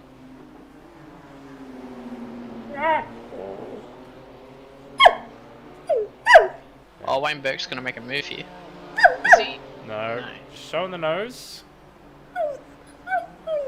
ERT cut went a little bit deep in it the last corner. Can you hear me now?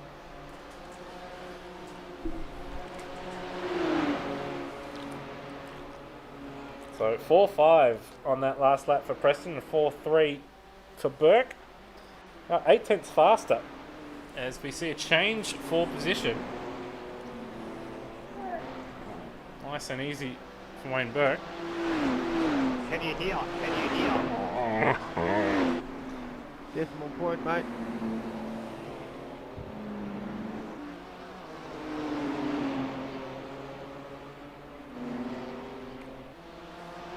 Oh, very wide. Very wide there. I wonder if there was a graze of the wall.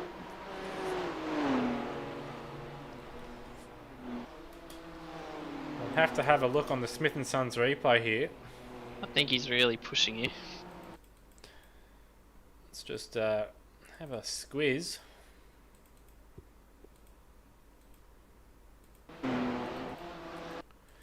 No, didn't hit the wall, but very, very wide. In fact, we're right on board.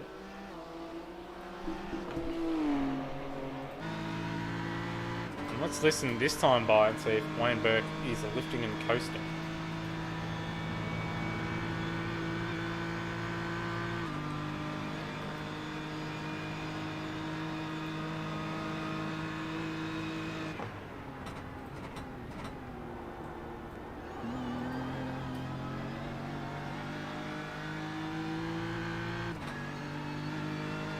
Coming in.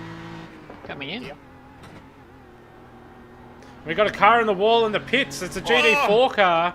That is a GT4 car. We've got our second place runner also in the pits. Got Brock Kelly and Jordan Ross all in at the same time. So drivers running to their fuel range. That was 31 laps completed for a number of these runners. But who was that lap traffic? Who was that GT4 car? To go back and have a look at that one. Oh, and Luke Rosella's got in the car. The big nose himself, the schnoz. That was our leader in GT4. That was Mario Vartanian. I don't know if he got any damage from that. It's right on board. Oh, he would have grazed the wall a little bit there. And almost drove into the path of our leading GT runners there. That's going to cost them a heap of time there. Didn't really need to come in that hot.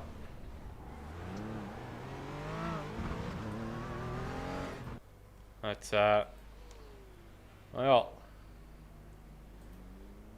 heart and mouth there. Yeah, Luke Rosella is in. Riley Preston looks like he's stayed in the car. Got Kobe Jones jumping in the 143, just leaving his pit bay. Also got Adam Briggs jumping in for Brenton Hobson in the 88.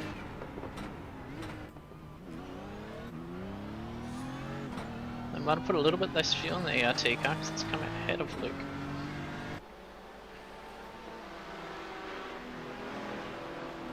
May have seen some slight damage be repaired as well. An 89, just never know.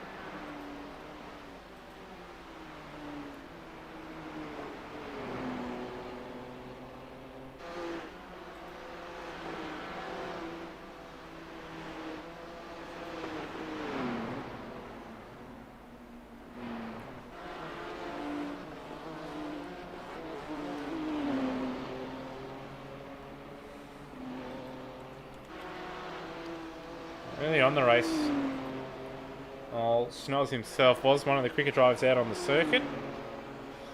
See how he manages this time by with a different set of drivers to go up against, but it's going to be a bit awkward here. They're coming up to some GT4 and GT3 lap traffic.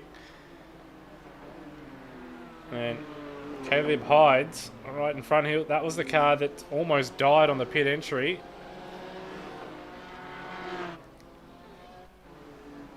And that's going to cost Rosella a couple seconds, or a second, in fact, to Riley Preston. But Preston's actually stuck behind Jai Potts.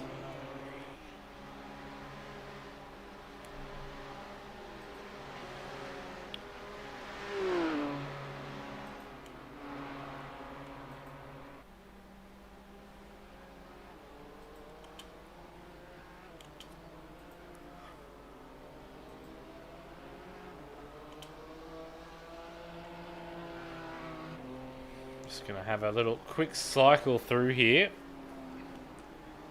just to see where everybody is here. So these guys have pitted now. Fringes of the top 10, but not everybody's come in yet.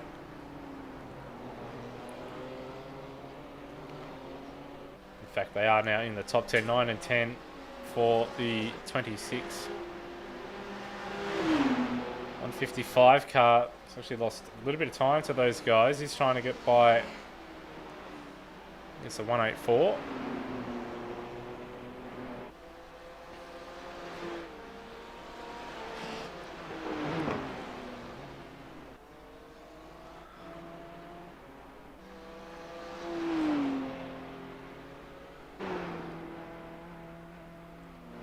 So of course this car here, 43, will have a 10-second stop and hold at the end of their pit stop. So they're a little bit behind the 8 ball after that. James Scott, the 4th, decided to try and go around the outside at Skyline and ended well for nobody, and then gave nobody a place to go after he decided to let go of the brake.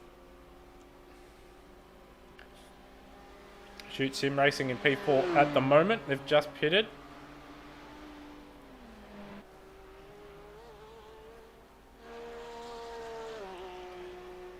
And this car here, the 36, they're off schedule compared to the rest of the field.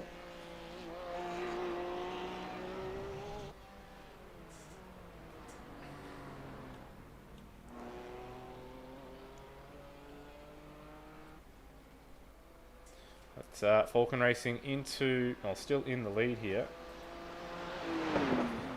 And Jared Fuel Cell is now in the car.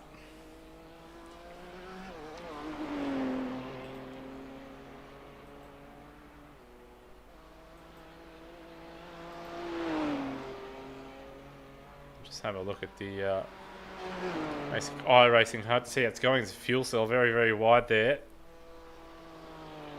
Tempting fate.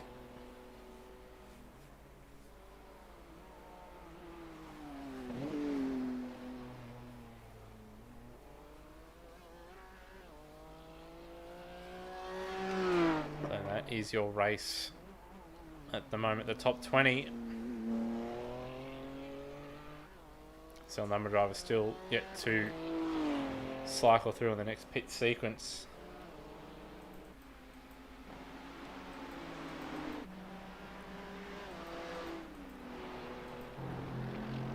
And we've got Stiggy back in the car. Flame Energy 2.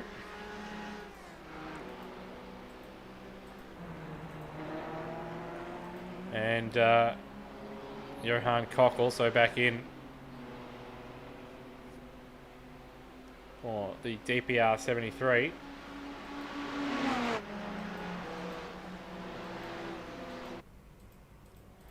So we go through and just try and cycle our way and find some interesting battles here on the circuit.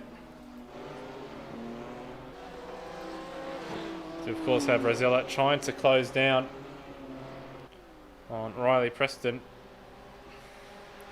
as well as dealing with a heap of traffic, as Luke Rosella has disappeared and reappeared. Yeah. Bit of lag on his part. Of course, he's racing on Wi-Fi because he's an idiot. For what it's worth, everyone else disappeared off my screen as well. Scratch that, Lewis. I think Luke is actually racing on a 4G hotspot, as it's more reliable than his own Wi-Fi. It's still unreliable.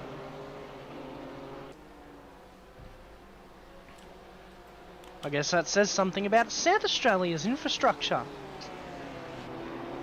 Oh no. Thanks for that input, Higo. Brought to you by Smith & Sons. It's been a while since a race update, Lewis. Smith & Sons race update. Yeah, time for another Smith & Sons race score update with Hans Brunswick. So we've just noticed Brendan Hobson made a mistake coming over the top, going down to the skyline. Obviously ceded position to ERT and to his teammate Luke Rosella. Also, Cameron Dance and Ross Rizzo have managed to get past the 88 car. Adam Briggs now at the wheel.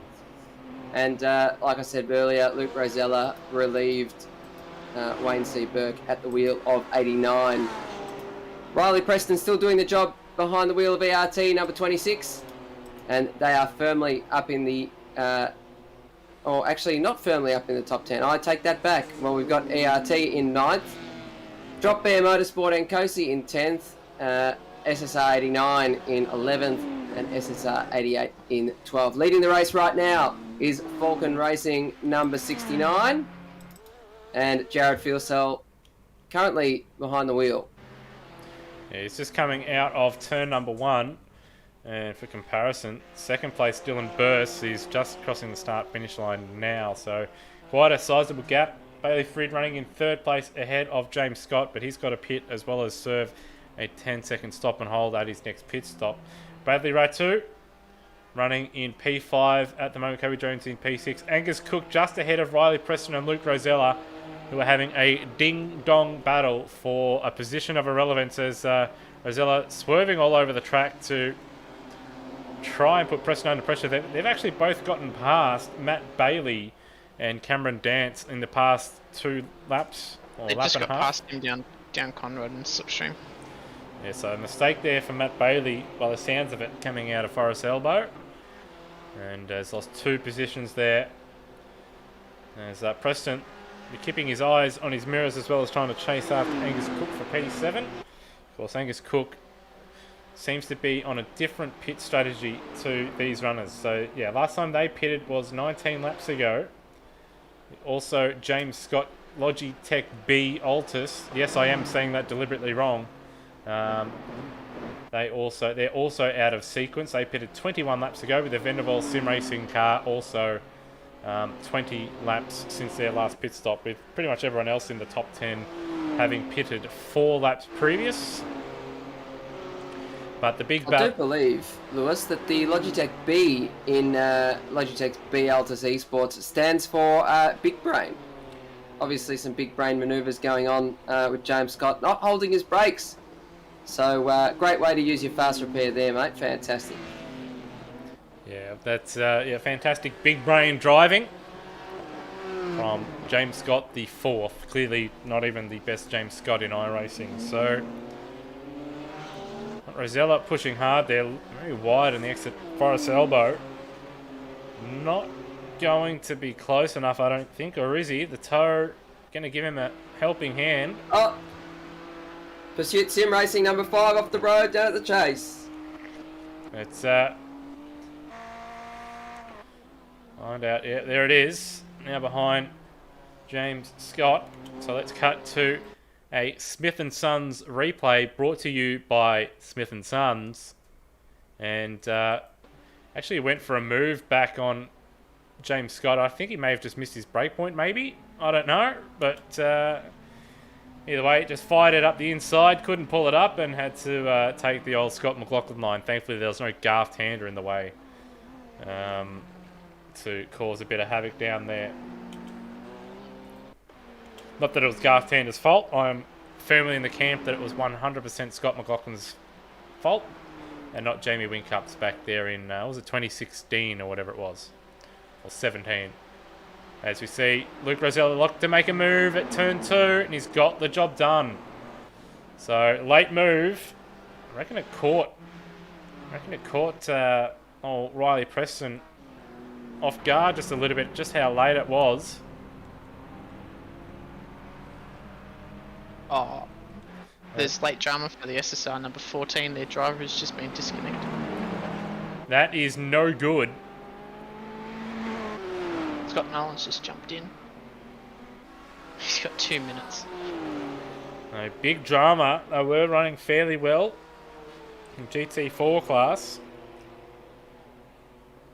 Yeah, Damien Johnstone, obviously an issue with the internet there. It's been actually happened at a critical moment right now for Scott Nolan and Michael Schreier in the number 14 car. Scott Nolan now behind the wheel, so let's see what they're able to do. Actually, it would have been Damien's first lap out because they did just make a pit stop.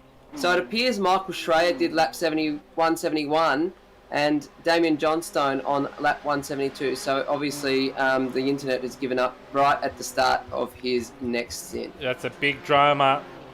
It's a big shame for Synergy Sim Racing. Car 14 brought to you by Smith and Sons.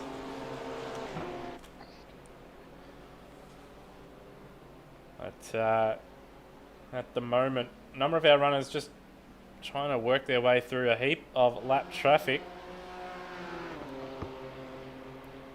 in the GT3 class. Our leader, 2:05.6 on that last lap, which is well off what we've been accustomed to seeing.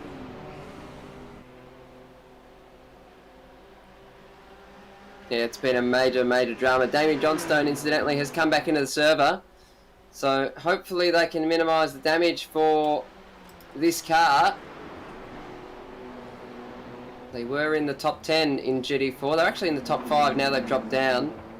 Oh. And they're definitely going to lose a couple of laps out of this. We've got a big battle here for 5th place between Mark 1, which is going about Mark 1.01 at the moment, because it's got the Smith & Sons Synergy Sim Racing 143 all over the back of it. Looked to make a move there at the cutting after a slight mistake, but couldn't quite get the job done and smartly backed out of it as they approached Reed Park.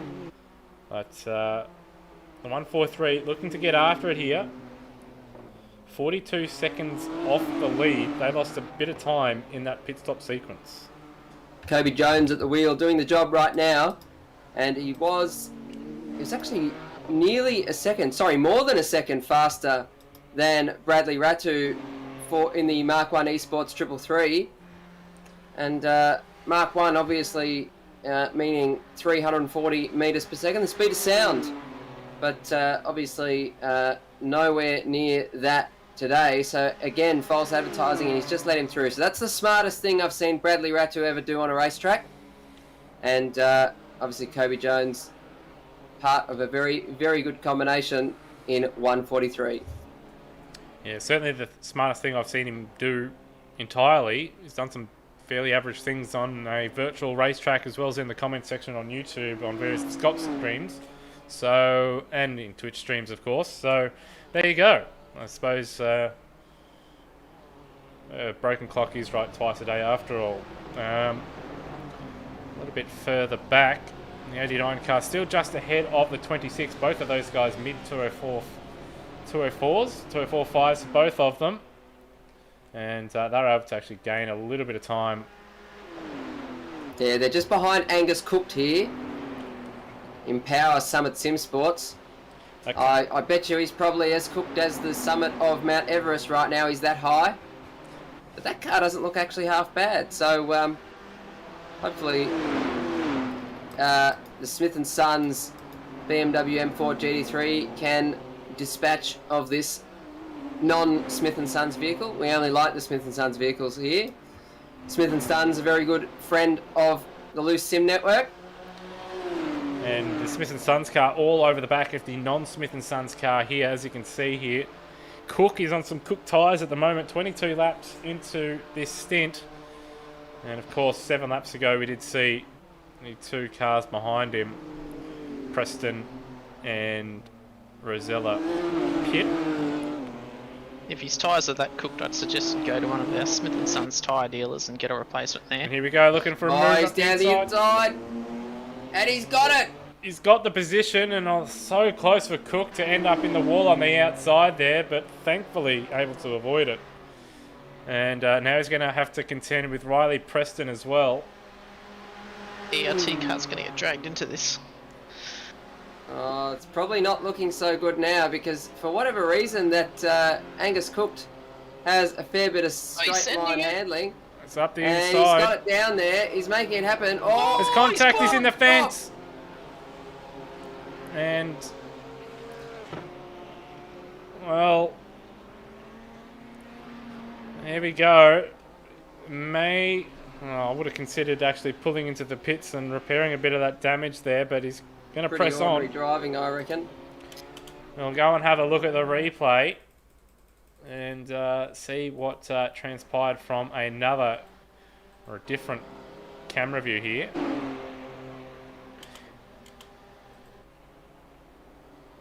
In fact, we'll pause it here and we'll find one of these old blimp cams or whatever it is, chopper cam.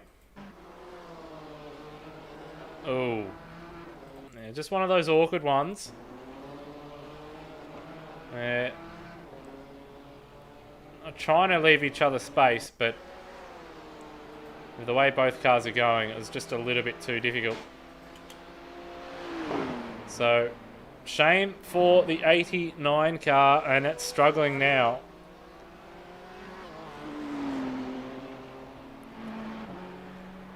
So, that car, I'm not sure if it's used a fast repair or not, but if it hasn't, I would imagine it will take it at the next pit stop now. We'll see what the lap time is like next time by. But that's pretty disgraceful driving from Angus Cooked. Obviously on old tyres, all he needed to do was sort of yield, and he decided not to. Yeah, clearly the cars behind are a bit quicker, but he just didn't want to make it easy. It is his prerogative whether he races hard or not. Can you have a look at that lap? 175 for 286 coming through the Forest Elbow. Yeah, we go. And here we go, Preston having a look at Cook, but thinks better of it. Doesn't want to end up in the fence like Rosella. He's going to just try and set it up for the final corner here. Meanwhile, Sebastian Murray Westberg in the... he's been fired into by 143 as well. Meanwhile, Sebastian Murray Westberg, he was actually destroyed, absolutely killed by Pursuit Sim Racing number 5, and actually caused car 143 to go into the back of him as well. So, very, very ordinary driving at this stage of the race. Considering we've got 5 hours to go, I don't think it's particularly good driving. Yeah, just going to cut to a replay here. And, oh dear. Oh dear. So, in the space of... One thing I would be interested to hear is what the reaction of Luke Rosella would have been when he got fired off. Yeah, look, we're not focused on that. We're just focusing on this replay here. Rosella will be blowing up because that's what he always does, but... Last lap by for Rosella was 206.055. So car's lost a fair bit of speed, it seems. Yeah, and Kobe Jones is he's struggling along at the moment as well. So it's all come unstuck in the space of a lap and a half for Synergy Sim Racing. In fact, you could stretch that out to 5 laps with the GT4 car as well, also suffering some dramas.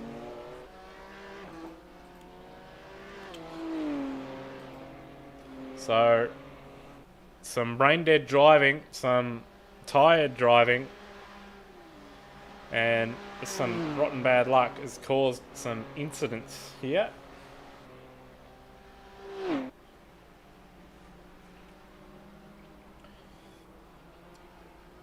There's 143 coming out of the chase. Again, we'll see what lap time they're able to pull out of the bag here, but that did cop a whack at the front and the back. Able to see how much damage that has incurred and how much time it's costing them. 5.2, which isn't ideal, but it's actually faster than the pursuit car down the road and faster than the Mark 1 esports car behind it as well. So not terrible, but those cars are running quite a bit quicker just a few laps ago. Luke Rosella, meanwhile, has done a 204.788. He's catching up to the back of the Drop Bear Motorsport and Cosi Porsche. And he's going to go past, and obviously Cameron Dance is going to let him do it fairly easily, it seems. Yeah, so unlike Angus Cook, he's not going to try and fight it too hard and cause contact.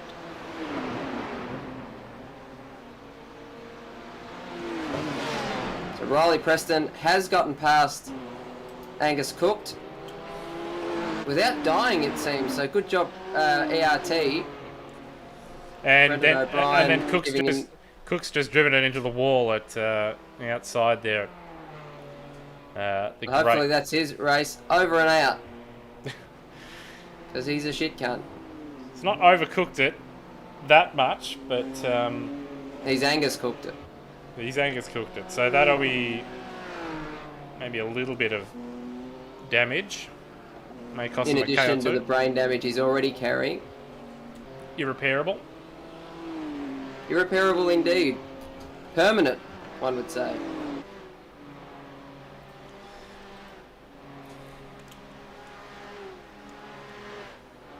And a little bit further back, RSA Esports entry. Matt Bailey with Ross Rizzo, and Adam Briggs has just got by him. Ross Rizzo is a lap down on this car, I believe. Just update my timing here and have a look.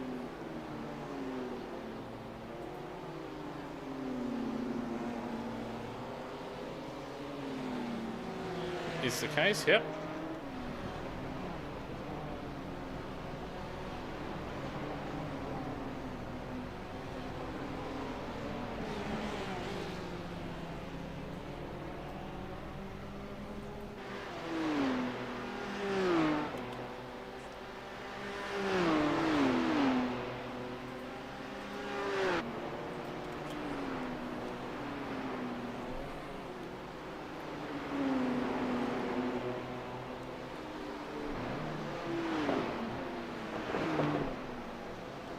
Been actually quite a while here, fellas, since the Smith & Sons safety cars made an appearance.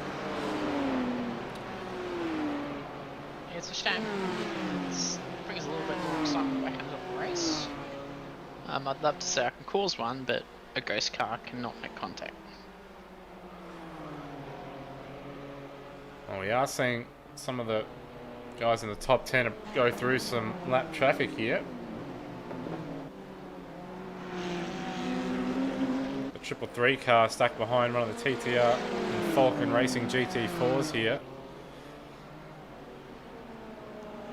It's enabled the 26 ERT car and Angus Cook to close in onto the back of them. So we could see a drama here. Also seen the Falcon Racing GT3 car into the pits the last few laps as well. So the Logitech B Altus car is now into the lead as we see a change of position. The 26 getting ahead of the 333 car.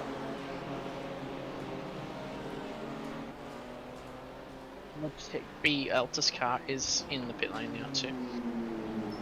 That was a 29 lap stint for that car. Of course, that will have a stop and hold as well. And a driver change. Cody Deeth jumps in the car. Now, we were marking before this broadcast, there was one of the Logitech B Altus drivers that we were talking about. Would have been the slowest Logitech B Altus driver that we've ever seen. He was getting overtaken left, right and centre. I can't remember if it was Cody Deeth or not. Cody Deeth. But jumping in the car, lunchtime driver.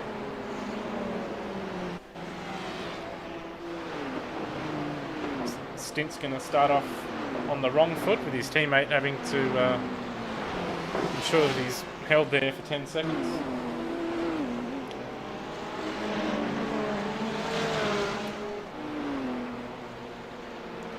You see the 89 car try to go around the outside at Reed Park of a Falcon Racing GT4 car. All these cars have caught them at the wrong point.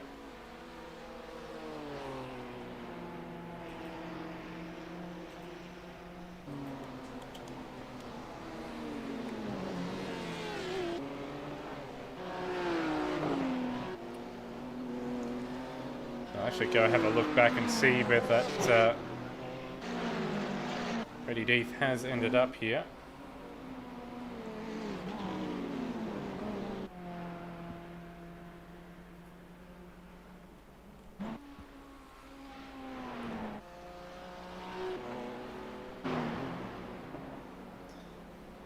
Race leader Jared Fuel Cell is coming out of turn 2. With Cody Deeth going through turn 2, he's now down in 12th.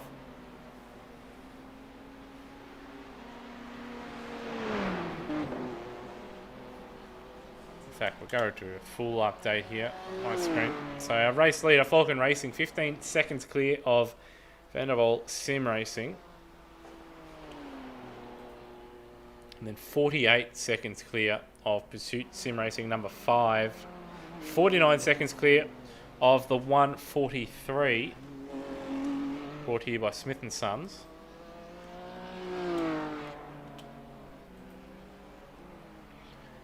In fact, that looks like an interesting battle. We'll cut to it. Battle for final spot on the podium.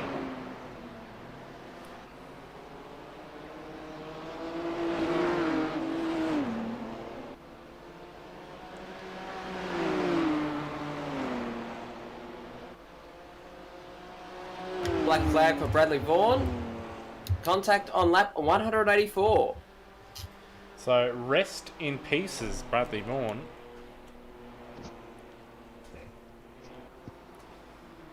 As you see, he battled for third place Rage.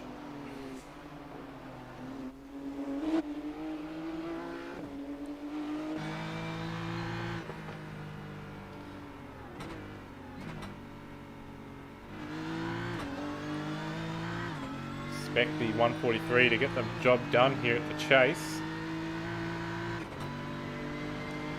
The Smith & Sons chase.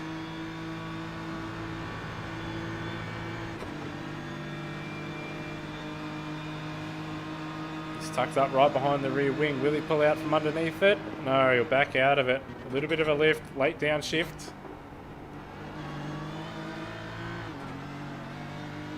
Doesn't have the best run out of the chase, and in fact, number 5 car pulling into the pits.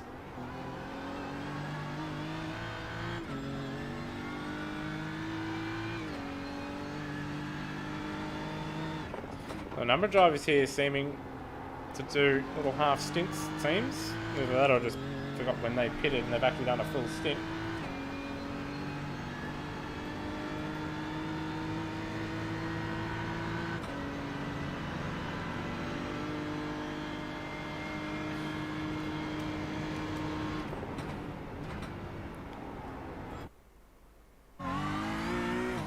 Did see the Vanderbilt car pit after 31 laps, or 31 laps there. So they're off sequence. Number 69 Folkart still out in the lead, of course.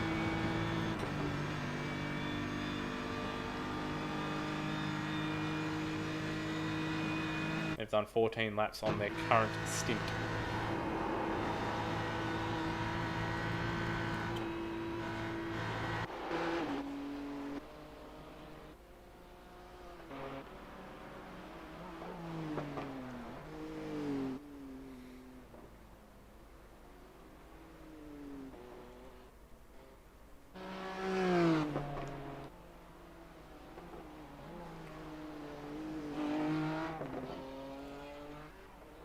Quite a bit of damage on that 143 mobile. Also a bit of rear damage on the 26.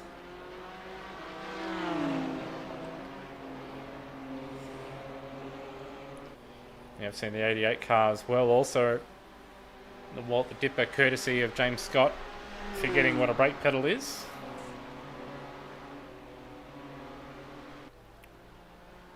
Looks like a little bit of front end damage as well on the Mark 1 Esports entry as well. So none of these cars at the moment, Hans, carrying a lot of damage. Rest in peace, Hans. Yeah, spot on there, mate. I'm just trying to do some test laps because I'm trying to figure out how to drive with a load cell again. So look out, Hans Brunswick on a load cell.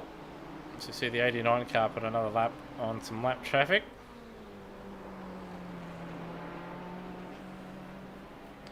The Lee's Esports entry, they've done 29 laps on their current stint. Expect them in the next 2 or 3 laps.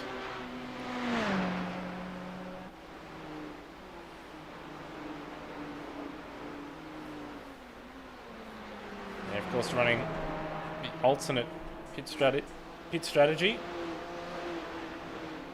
similar to Pursuit and Van der Waal.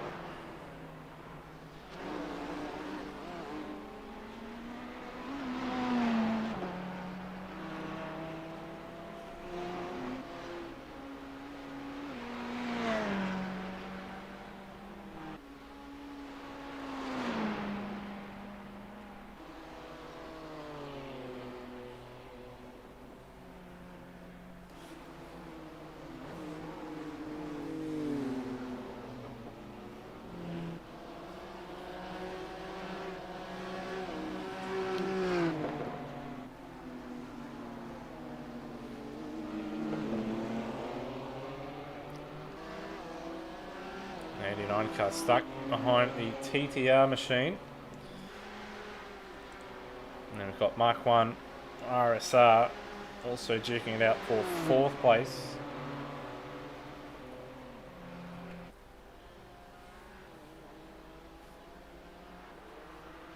And up the inside there's Matt Bailey. And he drops position, or Bradley Ratto drops position to position 5. And Ross Rizzo finally getting out of the way of Luke Rosella, and there is the 135 machine in the pits. And now 2 acquaintances, Bradley Ratto and Luke Rosella, are now battle joined. And there is a heap of traffic, lap traffic as well as GT4 traffic just in front of him here. As you see a Porsche in the background. That's Cameron Dance right out sideways.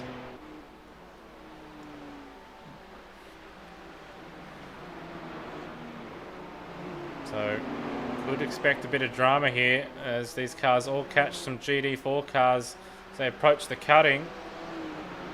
And they have to take some innovative lines. And in fact, someone did graze a wall or another car there, but some smart driving from Marcelo Rivera there, just backing out and letting all those cars by. 2nd place in class, of course he's racing Jake Maloney in the GT4 class just up the road.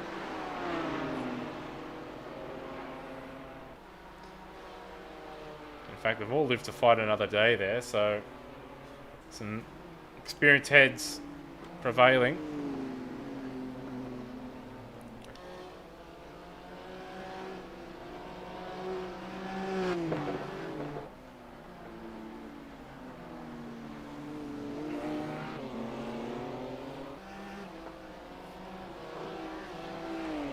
Bailey holding on to P4 for now.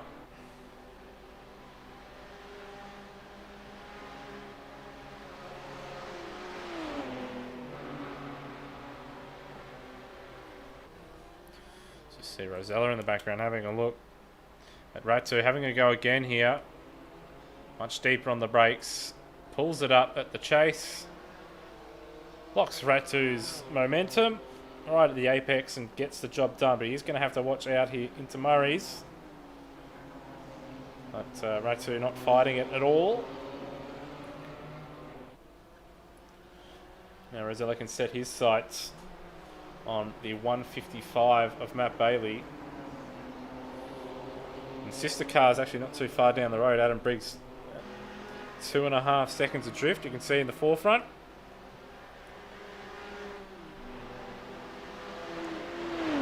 Matt Bailey just flashing the lights at Reese Tamanui. Tamanui in 21st. Same class, but well down.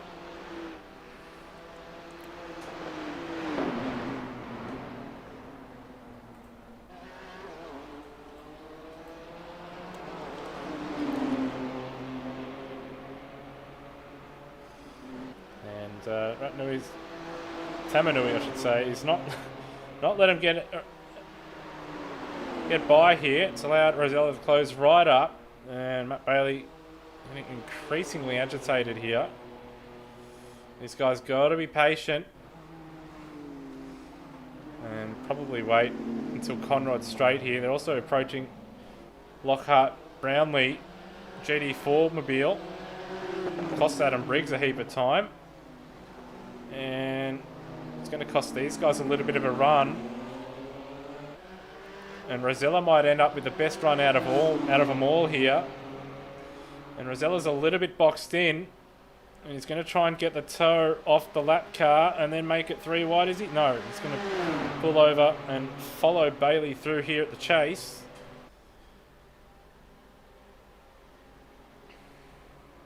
In Smith & Sons breaking news, Scott Nolan in the Smith & Sons GT4 is actually stuck in gear at the cutting. Stuck in gear? Stuck in gear. Didn't think that was possible in these things, but there you go. It seems to be a hardware issue. He's playing around now, he's got it going. A disaster for Synergy. Disastrous half an hour for them. Things are looking up. 45 minutes ago, cars running 3rd, 4th and 5th. And doing alright in the GT4 class, and a couple incidents later,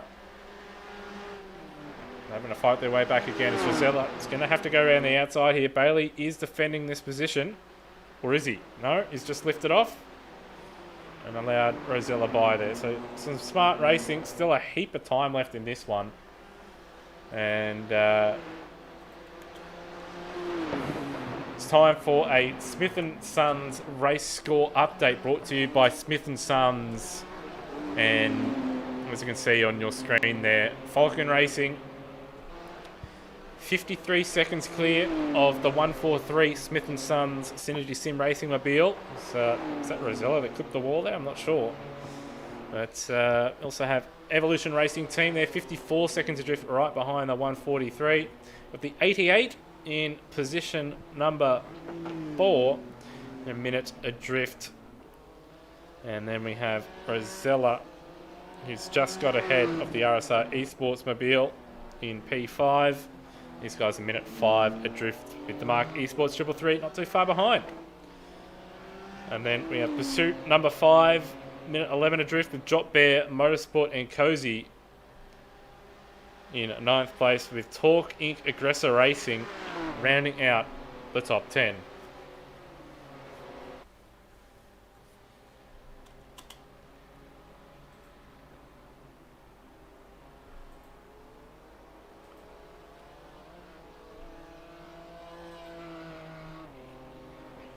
Race control 209.27, turn 1, lap 194.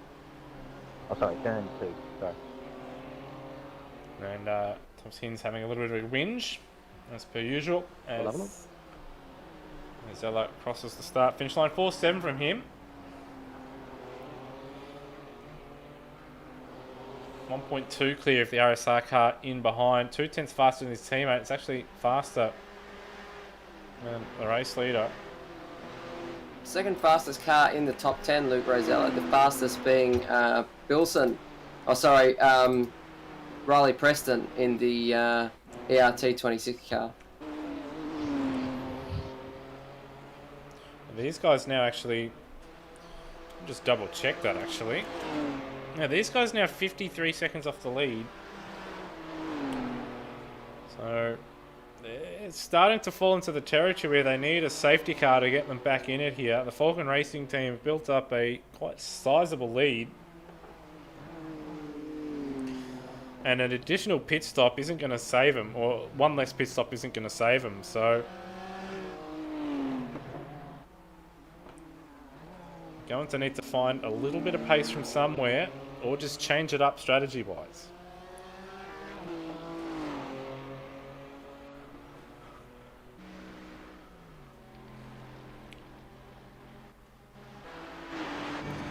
Okay, we're right on board ERT26 here. Earlier on, they had Wayne Burke behind them lifting and coasting. Are they doing the same thing? No, they're going to go for the move on the 143 here. Up the inside. And up into second place for Evolution Racing Team.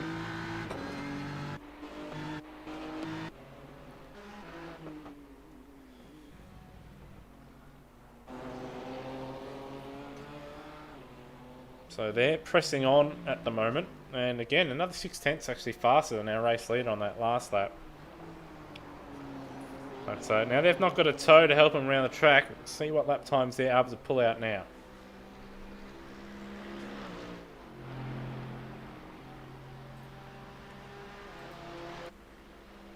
And just down the road, and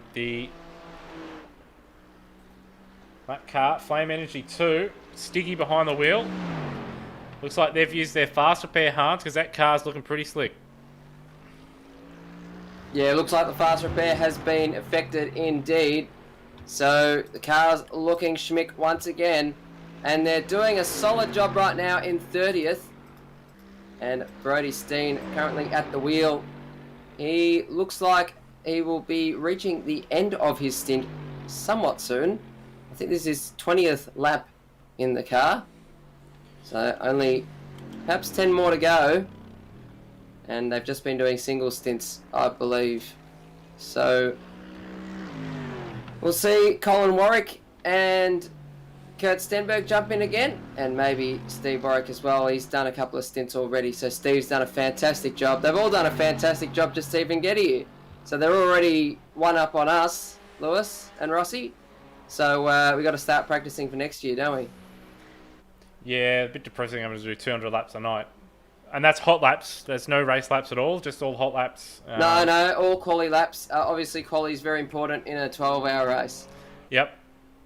And in sim racing as a whole, you know, just ask those that race scops and then they show up and race and don't know how to race a car that's directly alongside them, and then they push them into a fence because, you know, what is it? This is just a hot lap competition. That is all it is. Yep, so this is a glorified Assetto Corsa. Except it's got, like, better netcode and stuff. That's a bit embarrassing. So that's going to ruffle some jimmies, but... If you play Assetto Corsa, you are clinically retarded. That is my opinion. Assetto Corsa is a mere screenshot simulator. That is we are all... looking at you, hateheads. We are...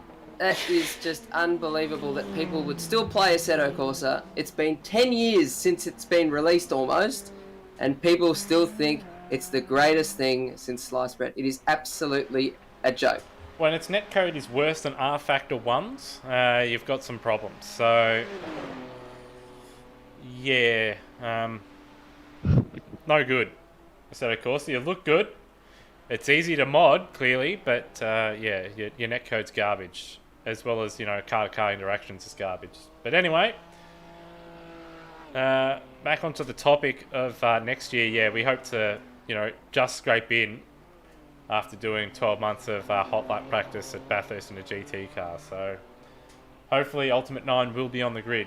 in 2023. But at the moment, it's Falcon Racing number 69 with Fuel Cell in the lead and looking comfortable here.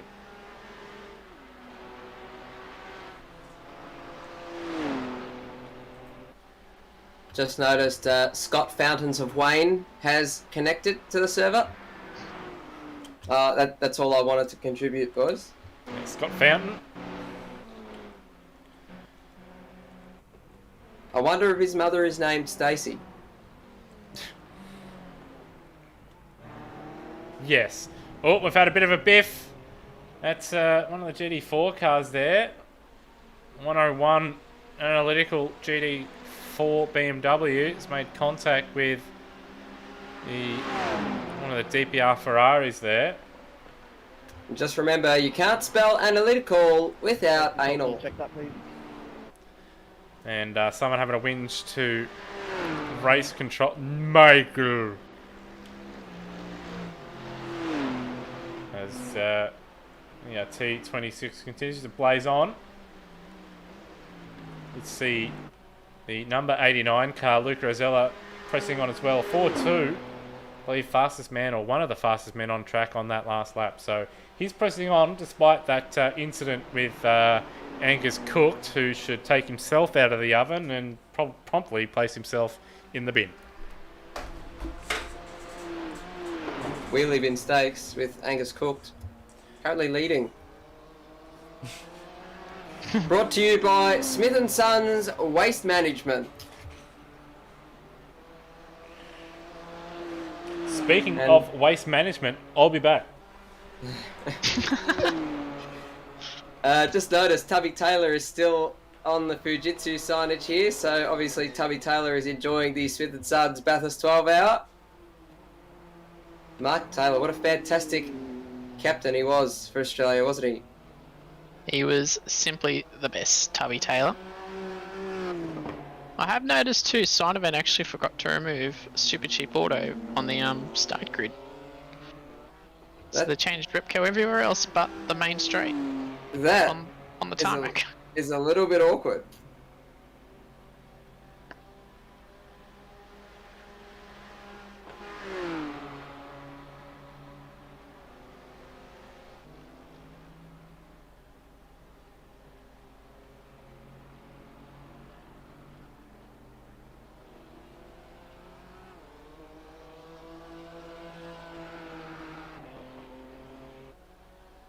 Looking at the 88 and 89 cars, Smith & Sons SSR cars, they are flying in formation right now. And yeah, like you said, they managed to remove the Super Cheap everywhere except for the tarmac. So that's some big brain maneuvers there, fantastic. And looks like 88 is letting 89 through.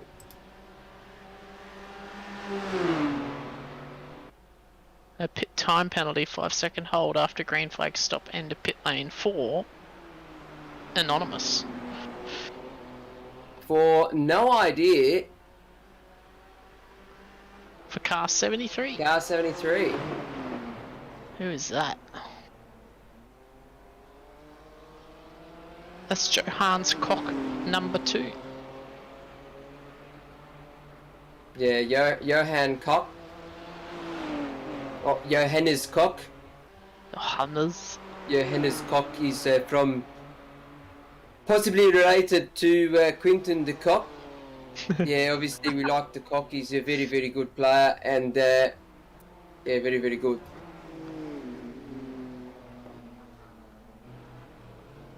So Simrigs in the wars. Simrigs.com DPR number 73 in the wars.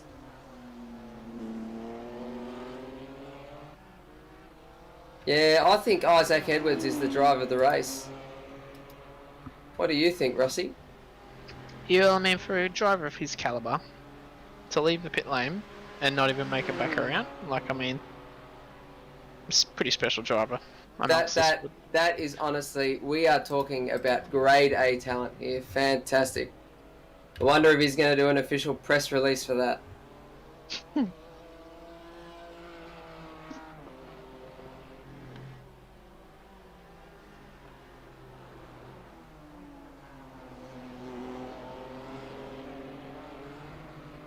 Just wanted to give a shout out to young Ben Hall who's watching the stream. Thanks for watching, mate. Say hello in the live chat or say fuck you to us. Honestly, it's up to you.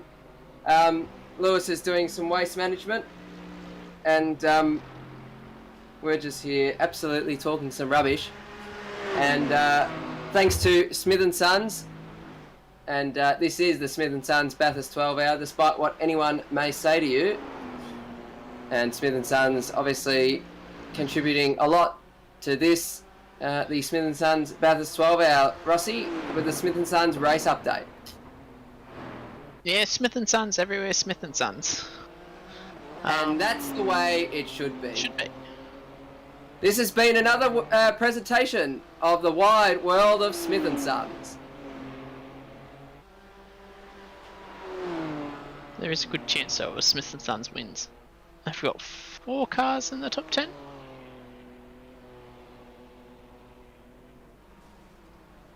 Yeah, they got a third, fourth, fifth, and 11th. Luke's already made his way back up to 4th. Gee, this kid, he really is something special, isn't he? Well, to recover from an incident like that, he hasn't even taken repairs for damage. He's actually done quite well. He is a superstar.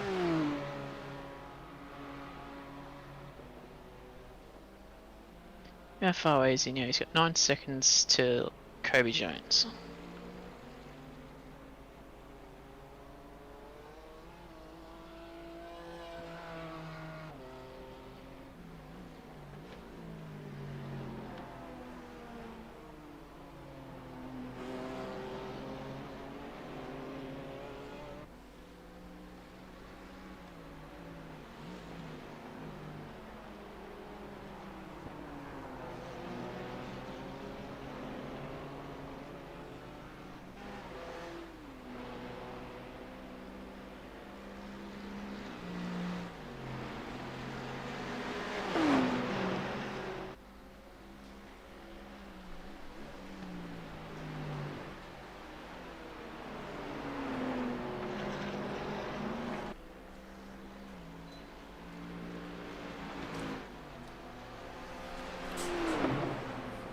Alright, I'm back. So, plenty of time left in the race to go. Let's see how much more cancerous we can get. We've just passed the 8-hour mark.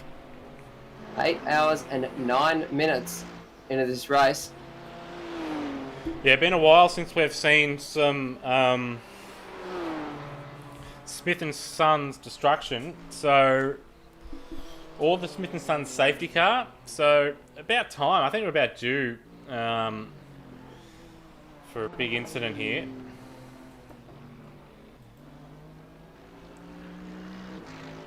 If I go through the Smith & Sons live score update. So we've got Falcon Racing, number 69 in the lead, with Evolution Racing Team, number 26 in second, 53.3 seconds adrift. That gap's about stayed the same for the past probably 15 or 20 laps or so. With the Synergy Sim Racing, Smith & Sons Racing, 143, 56.9 seconds adrift. With the 89 Smith & Sons Racing, 104.2 adrift. The 88, 105.7 adrift. And then we have RSR Esports, Pursuit Sim Racing, Mach 1 Esports, 333 in 8th place. Drop Bear Motorsport and Cozy in 9th. With Talk Inc. Aggressor Racing rounding out the top 10, and the Smith & Sons number 27 just outside the top 10 in 11th place.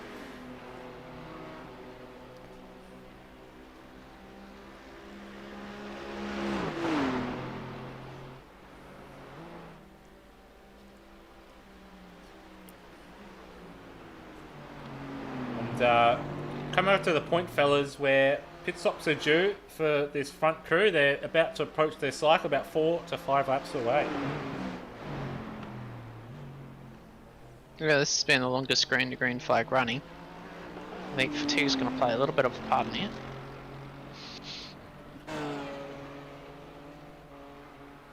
Yeah, fatigue will play a part. Someone will come unstuck at the top of the mountain in the next few laps, we reckon.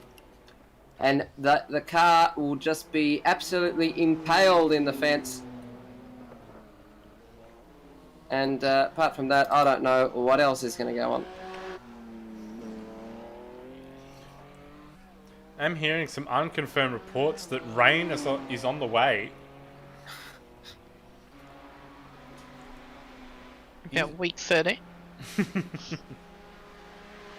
Driver change for SSR Smith & Sons number 27. Stuart Vaughan out and Kenneth Latter in. Also seeing the XCM car leaving the pit lane as well, so they're another one that's just made their pit stop slightly out of sequence with a lot of other runners. Yeah, Jason Bentz has taken over from Phil Letchford. And will it be Bentz in the fence today? We'll see what happens.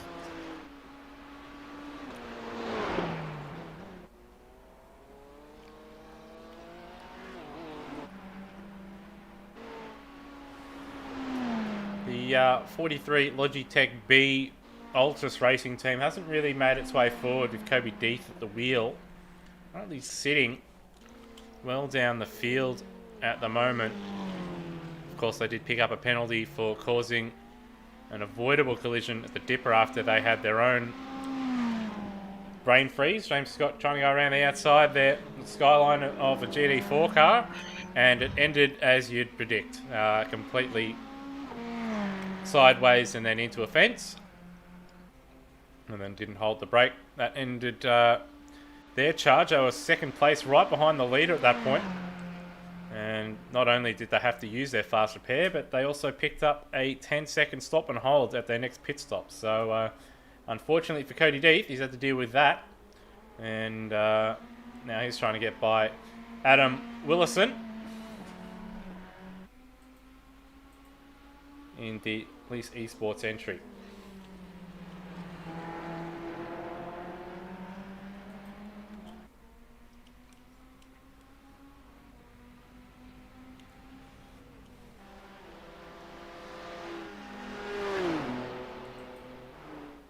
And it's good to see that they've changed drivers in the Impala Summit Sim Sportsmobile after Angus Cook overcooked it a little bit earlier on. Also used a fast repair as well by the looks of it, or they've sat in the pits a little bit longer and repaired some of that damage, because right side of that car is looking a little bit cleaner after Angus Cook hit the wall.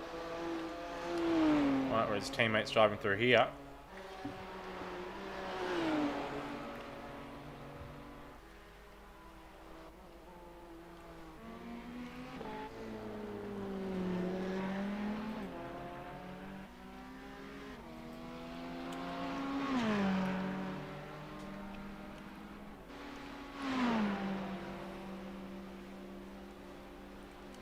Also got these two mobiles here, HDR Jinx Shifter car and Vanderval Sim Racing duking it out here.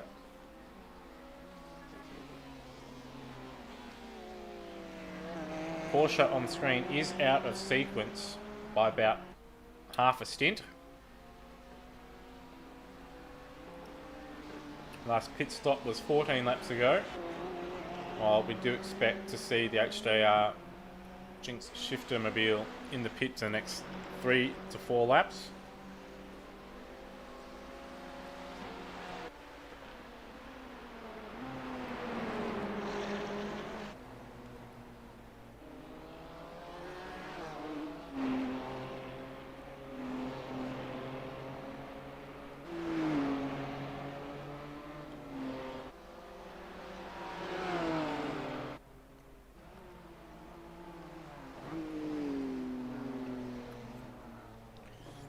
Cycling through here, just a number of the runners.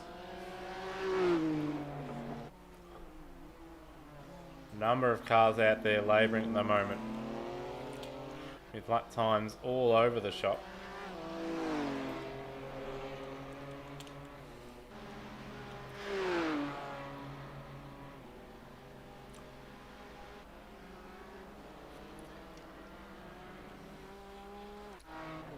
Looks like our race leaders have made their pit stop, and we've got the 143 into the pits. We've got the 26 into the pits.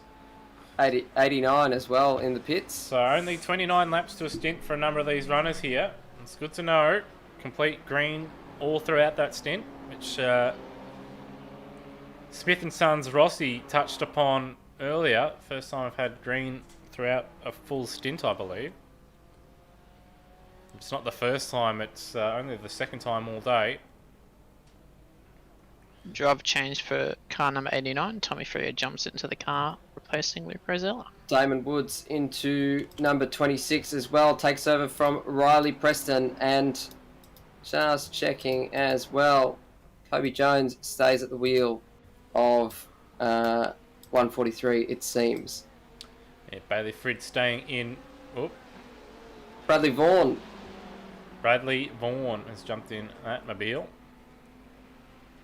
Tom Hagen takes over from Brad Ratu for the 333 car, and Colin Warwick relieves Brody Steen behind the wheel of Flame Energy 2, number 176. Yeah, so Charcoal jumping in to Flame Energy 2 Mobile. Blake Neck in the pits as well, TriStar Racing 111.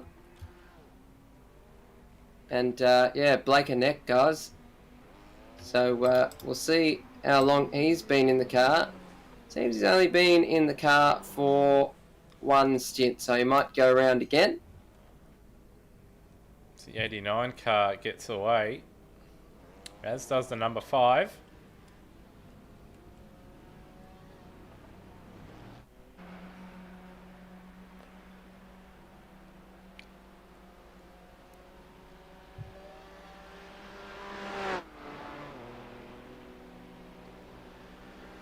So he's probably dropped down. 89 is down to 7th. Also seeing the 333 get away of Tom Hagen. Jared Fuel Cell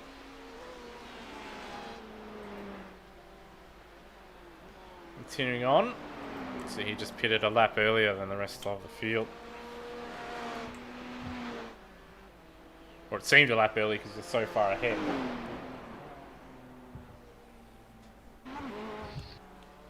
Adam Brigson, the number 88, comes into pit lane also. I've decided to take a break, brought to you by Smith & Sons. However, Lewis and Rossi will be in central commentary for Smith & Sons at the Smith & Sons Bathurst 12 hour. Yes, in fact, it's brought to you by Smith & Sons. If you didn't know that already. Yeah, the Smith & Sons Big Break brought to you by Smith & Sons. So the 88 in.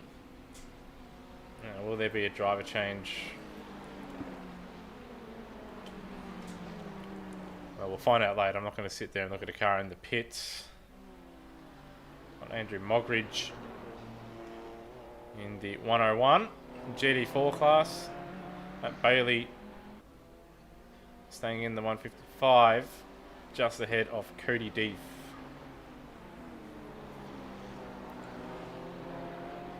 And Adam Briggs staying in that car, or jumping in that car, I can't remember.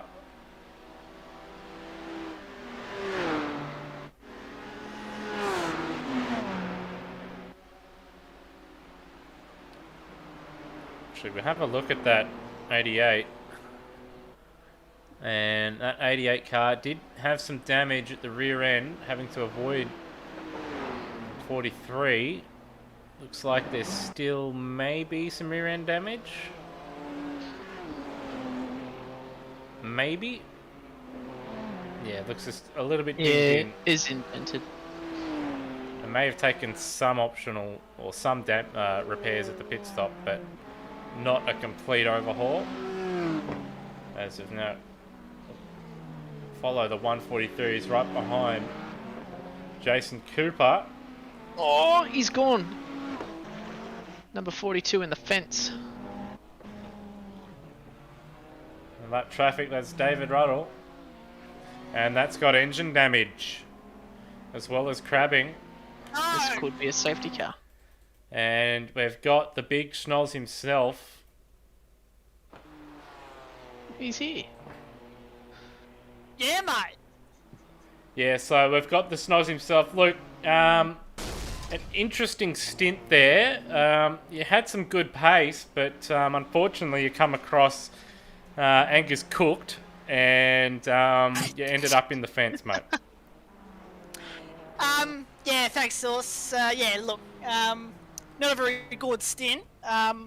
There's so much more pace in the car we've got. We've got about 1:18 optional repairs under the belt, so yeah, it's not very good, but we're just pressing on, hoping for the best.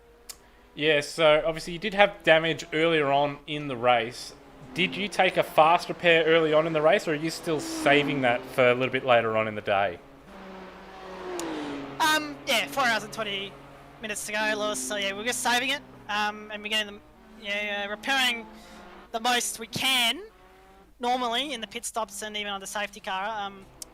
Yeah, we've only 17 cars on the lead lap. If we get another safety car, it's a no-brainer for us just to wait it out in the pits and get that optionals out the way. But yeah, pretty interesting stint. Don't know what Angus Cook was thinking. You know, four hours to go in a 12-hour race. Bit aggressive, in my opinion, but it is what it is. I'm sure I'll return the serve next time I meet him on the track. Yeah, so look out for a bit of revenge. Served cold from Luke Rosell. Luke did possess some decent pace, but yeah, obviously you did have to fight and recover. It seems to be the story of a number of the SSR cars in particular, where you find yourselves in good positions, and then somehow something just knocks you just back a little bit, and you've all had to sort of fight back at various points of the race so far. Yeah, that's it. That's pretty much been all the story all day. Been, yeah, fairly busy. Having to fight our way back, but look, the car's very, very good, and we're just pressing on and hoping to get that, hopefully, in the top 3 at the end of the day.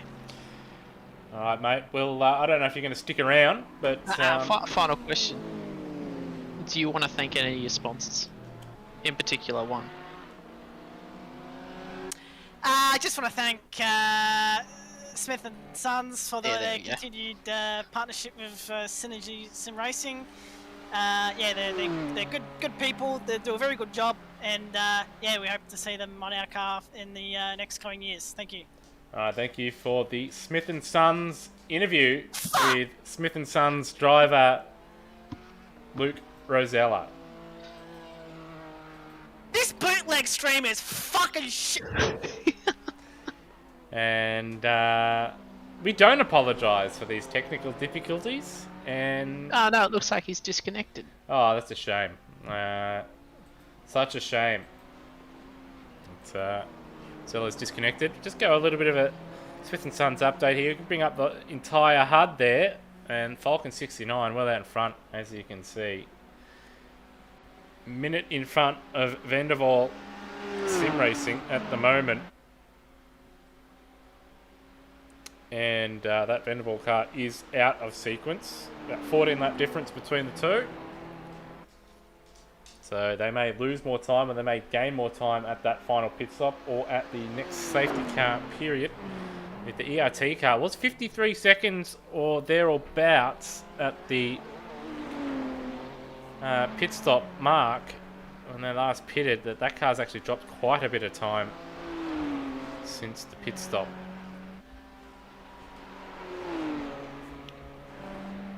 So a number of these drivers do have a bit of work to do, as well as having to nurse some damaged cars.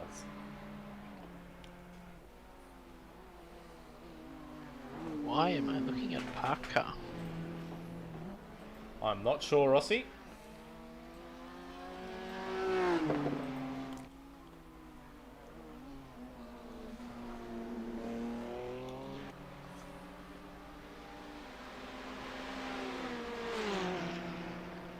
And, well, we might as well talk a little bit about GD4. We've got Nick Foster. He may have done some real-life racing at some point in his life. Bit here and there. A little bit here or there, a little bit in Australia, a little bit in Europe and stuff like that. But he's never really achieved anything, if we're being flat-out honest.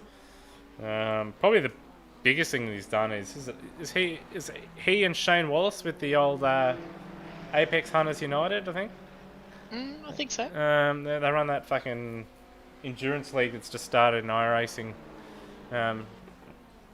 earlier this weekend, I believe it was. Friday night, I think. So I guess that's probably the biggest thing that he's done. Currently leading in the GD4 class. That'll be the second biggest thing that he's ever done in his career. And he's travelling along okay. In fact, it's actually updated and put him second. So let me just bring the whole space bar up. And yeah, so the Trans-Tasman 92 car is actually in the lead. And these guys are actually 55 seconds adrift at the moment. So they've got a bit of time to make up.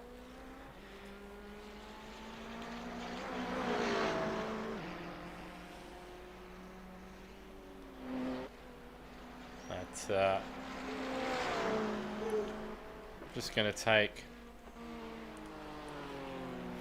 take a short. Actually, where are we? Do the old lazy thing here. We're going to focus on most exciting. And that's a car that's just parked in the pit. So that is peak iRacing right there. And oh, there we go. It's updated to Michael Whiting. So I'm just going to leave it on this while I go grab myself a drink. And brought to you by Smith & Sons, as well as feed Ellie her dinner. Brought to you by Smith & Sons.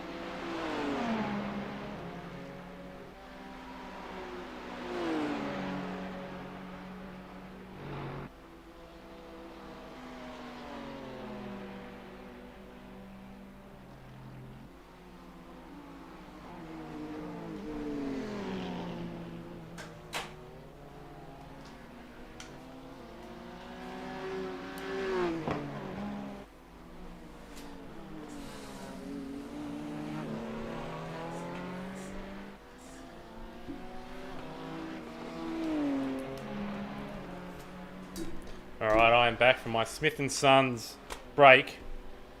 And iRacing, with its fantastic logic, most exciting is watching the leader lap cars at the moment. So, quite disappointing. But just iRacing things. Putting a lap on the number 5 Pursuit Sim Racing team car. The car's doing fairly well just a couple stints ago, but slowly dropping back here. So we'll take it off most exciting because that's not working at all. And we're going to have to wing it here. 2:57 for Jared Diesel on that last lap. So not ideal. Flame Energy 2 car with Charcoal running. Just just make sure I get the position right because my live timing likes playing funny buggers. They're the 8 laps down in 29th position at the moment.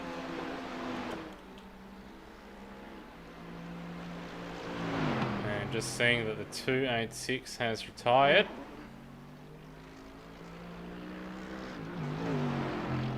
Taipan esports car. They were running well, they had some dramas.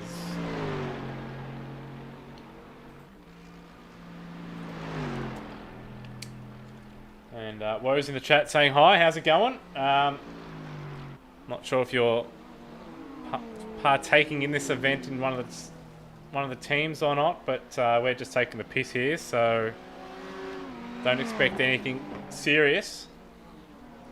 Here in the Smith & Sons Bathurst 12 hour, which is hosted by OSR, but it is the Smith & Sons Bathurst 12 hour, where Falcon Racing lead. They've just put a lap on 7th place, according to my timing, but they're actually 12th on track.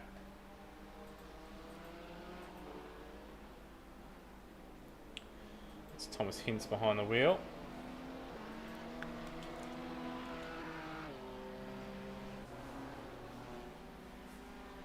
So fuel cell well out in front at the moment. Do have a battle between Jason Bent and Daniel Yeaman. And Tom Huggan and Jason Cooper actually not too far away either, only 5 seconds of drift. So these guys have an intriguing battle here in the midfield.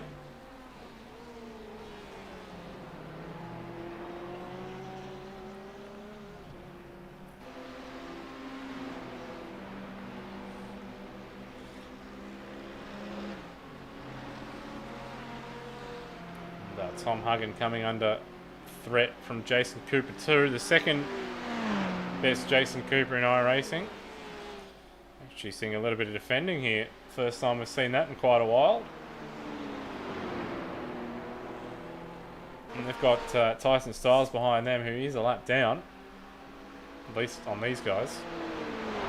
According to my timing. If that's true or not, I don't know. Because it's fantastic to host a 12-hour event and not provide live timing. Or to broadcast the first and last 3 hours and not the middle 6. So that's what we're here for, just to bootleg the middle 6 hours. Considering we couldn't participate because we suck. Brought to you by Smith & Sons. Couldn't say it any kinder, could you? Look at the front of Daniel Yeaman's Porsche. And it is quite dinged. Even the rear end is a little bit dinged, but that front splitter... I'm sorry, iRacing. You might have a nice damage model with the open wheelers, but that shouldn't bend like that. It's got the 176 Flame Energy 2 car passing the number 14 Smith & Sons Synergy Sim Racing GT4. Piloted by Damien Johnstone. He's also about to be lapped by Jason Bent. He's going to be compromised a little bit on the exit of Murray's. But it's not going to cost him a position as Yeaman is just, I think, just holding on for dear life and just trying to hold on to the toe, considering the front end of that car is significantly bent.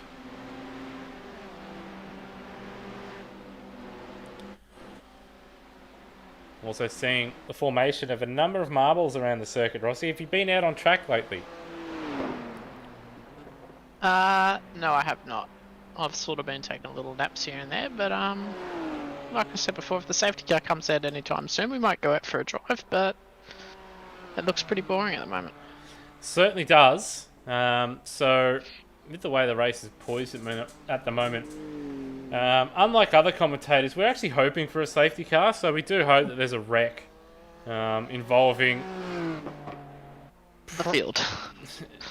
Yeah, you probably want some slight damage to the Falcon Racing 69 out in front, just to sort of slow them down a bit.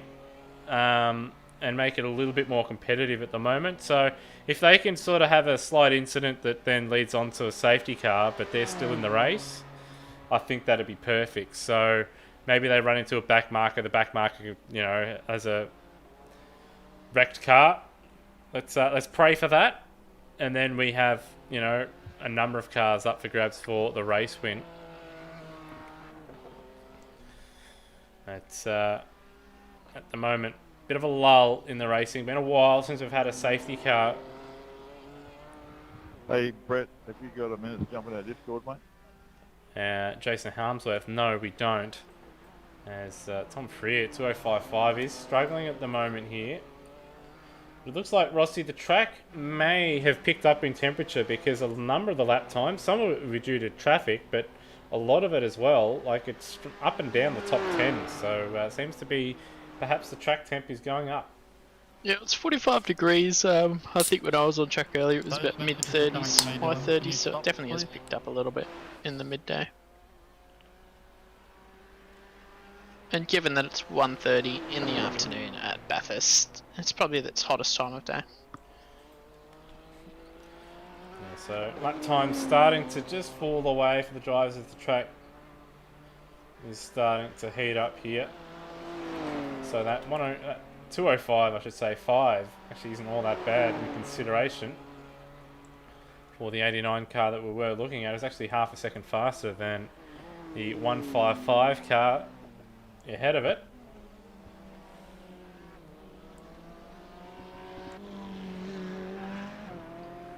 Lee's esports entry here. They're coming towards the end of their stint, but they're still a little bit more offset compared to a number of other runners that are on the alternate strategy here. Last time they pitted was 22 laps ago. The Smith & Sons car just ahead of them, the 88, that pitted only 8 laps ago. Actually, no, sorry. Yes, that pitted only 8 laps ago. But the Logitech B Altus entry, they pitted 27 laps ago. So with complete green flag running, we've seen drivers only being able to manage about 29 laps in a stint. With a safety car, we've seen them get up to 31, 32. So another car we would expect to see into the pit lane is this one on screen. Vandervool Sim Racing, 25 laps in their current stint, and they're 59 seconds adrift of the race leader at the moment. They've actually brought that gap down just a little bit since the pit stops, but I think that's more due to lap traffic more than outright speed. But I would expect this car, at this stage, it's out of position, also out of kilter with strategy, but with the drivers and car they have at their disposal, that could become a bit of a smoky towards the final hour or two in the race. And current driver Juan Lopez do some I think actually Juan Lopez, we've seen there's another one in that car, I believe. Rossi, or was it actually Juan Lopez? I thought it was Juan Mendez or something. It was. No, I think it is just Juan Lopez. Yeah.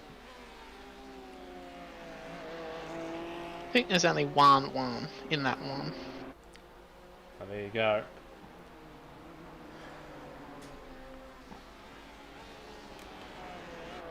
In fact, on that last lap, bringing that gap down again, so 58.4. So I did hear Phil Sell on the blowers a little bit earlier. Yeah, 2.63 on that last lap there. So he's perhaps struggling with a little bit of traffic. Yeah, he's just gone through some GT3 traffic. Yeah, it's just... Oh, that was a massive shunt. And whereabouts is that? I don't know, I just heard it. So that's Phil Sill, the leader there, so my mistake.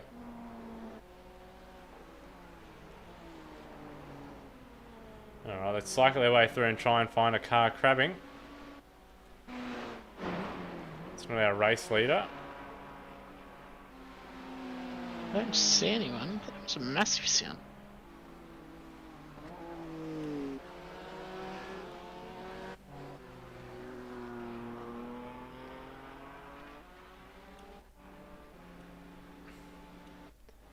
I don't see any cars with any damage here. No. I Might just- have been one of those iRacing glitches. Yeah, one of just iRacing lag things.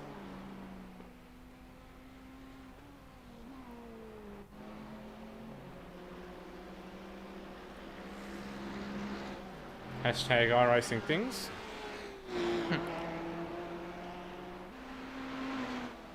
Jason Bent and Daniel Yeatman continue to battle. They're 2.3 away from Bradley Vaughan, 3.7 away from Thomas Hintz. Actually closing in on the cars in front of them here, despite them being locked in a battle.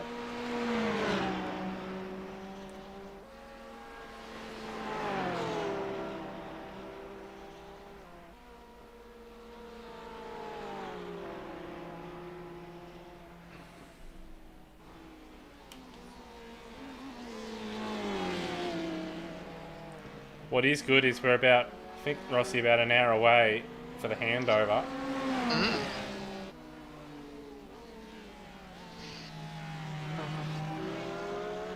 Whether they decide to top it or add in more replays, I do not know. Probably won't. We'll probably see like the worst bit of driving ever, and they'll just watch one replay of it, and we'll never see the alternate view. These guys now 2.1 away from Bradley Vaughan. Number 5 car just slowly falling further and further away from the top 5 since the last safety car.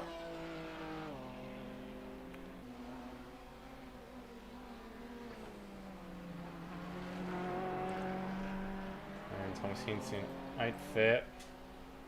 It's always 6.7 for him, 6.5. The number 5 car in the background. And that may be a pit stop for end of all there. Where are we? Well, there's an Altus car in. And yep. That was the formerly second place number 36.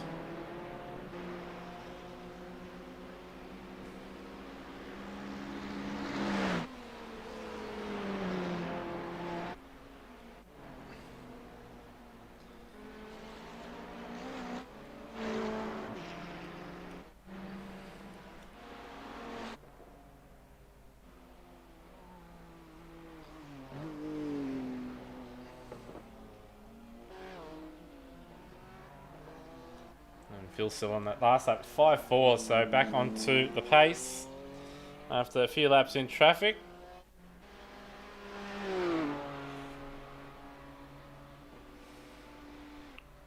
And the 88 car also 5.5. 5.6 for the lease car. Right here. They've had decent pace in it, but they're on an alternate strategy, so it'll be interesting to see where they shake out. The race progresses into the evening.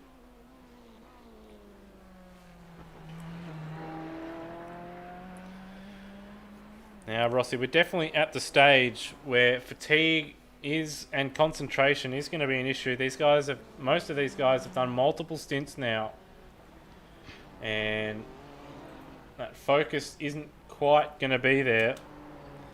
And neither is the car. A lot of these cars that have grazed the wall at certain points have been caught up with other people, having an incident in front of them, having nowhere to go, or being hit up the back in the safety car that we've seen. So bits of damage here and there for most of these cars. And we're also at the hottest part of the day, so could see some errors, unforced errors, start to creep in here. Yeah, they've probably done about, 60, 70 laps now, green flag running. Haven't had the time to do their repairs under safety car. And as we speak about it, safety car now. Safety car, Is safety car. I can't remember if there's a random one that's thrown. I or think there is a random. Yep, so race officials have decided, okay, yeah. It's boring. It's boring, let's make it interesting. I personally would have waited another half an hour But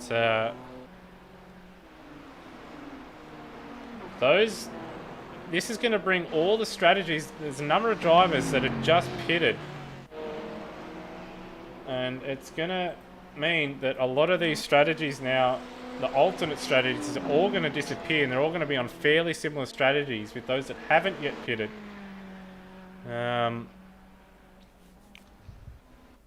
Sort of caught in limbo. They're sort of midway through a stint, a number of runners, 14, 13 lap stints. And the question is, do you stay out or do you pit now? I'd imagine a number of these runners are just going to come straight into the pits. Number one of these cars, the 89 car, Smith and Sons Synergy Sim Racing.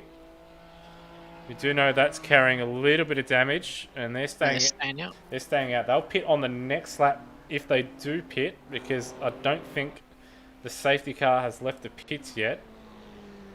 Now they won't want to risk going a lap down. And the 143 car is in the pits, as is the 26, or they may just gamble on just get some track position and run alternate to everybody else here. So we'll try and find the leader. We will find the leader. So safety car now about to leave the pit lane. The 69 car is in the pit lane. So leaders are pitting, or is pitting.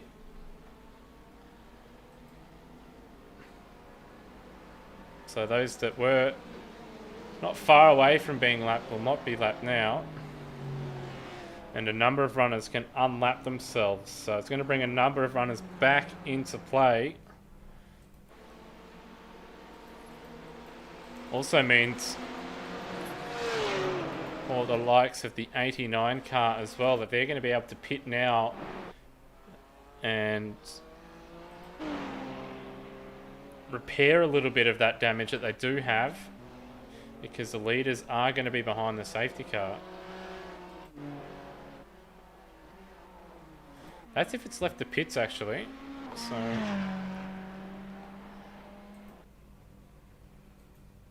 Korolev still, safety car still at the exit of pit lane here. Sound like someone hit something there.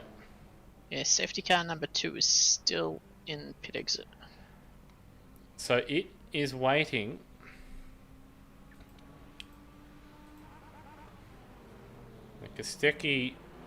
Brody Kostecki jumping in the car now, replacing Jared Filsell, and the safety cars followed him.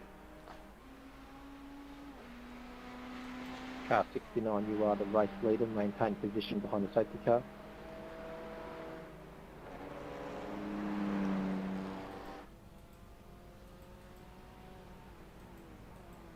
Number of cars now entering the pits. Looks like the 89 car coming in.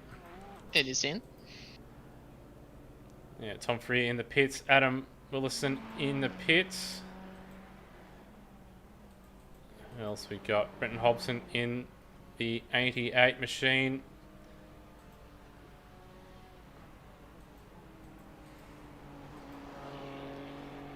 And seen Damon Woods jump in. The 26 in the previous stint is staying in.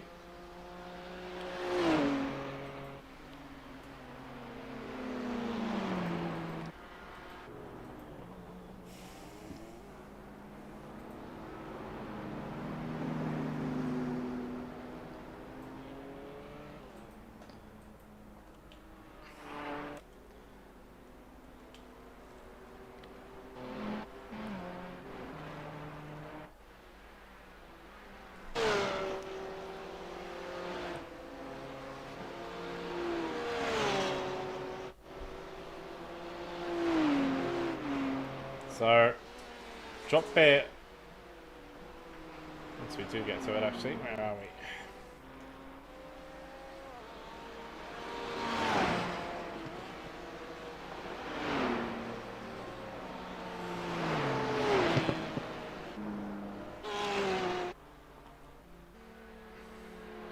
So this car on screen, HGR shifter team, Thomas Hintz, he hasn't pitted. He's elected to stay out for track position, currently in third. as has the 4th place car, Drop Bear Motorsports, with Yaya at the wheel. They've elected to stay out. They're running alternate strategies here. So this car pitted 19 laps ago, while Thomas Hintz, that car pitted 13 laps ago.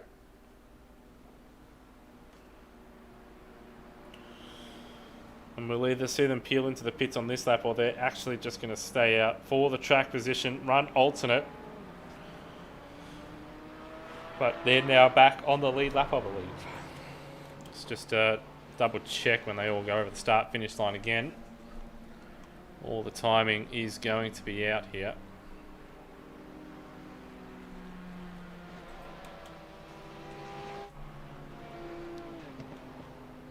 It's a number of lap cars now between the leader and to answer your third question, place. Dylan, no, it's only cars between the leader and the safety car that get waved by that are a lap down. Same applies for GT4. Well, it wasn't the case earlier. I don't know what that call's come from, because earlier in the race they're letting everyone go by. So there we go. Mid-race rule change. Pit exit closed. Pit exit closed. Pit exit closed. Maker.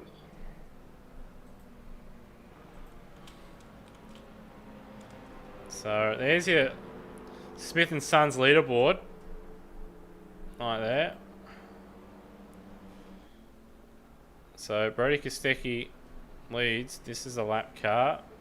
Brady Myers' GD4 lap car. Marcus Konitska, Pace Syndicate, fake name.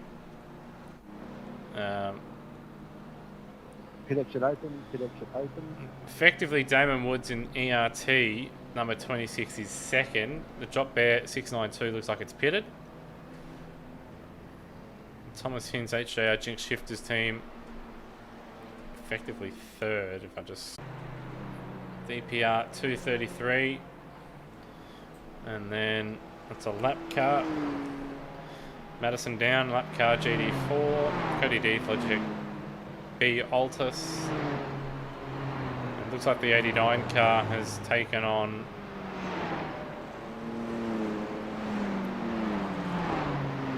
looks like they've repaired some damage there. I wonder if they've used their fast repair. Doubt it. I doubt it, but they've definitely repaired a bit of that car. Just got to have a closer look at the front. Yeah, it does look like there's still a little bit of possible damage on that. So they have repaired that car a little bit.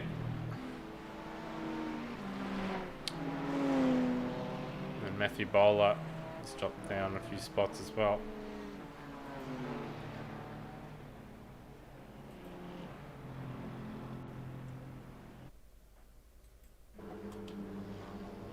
The 69 Falcon Racing in the lead of GT3.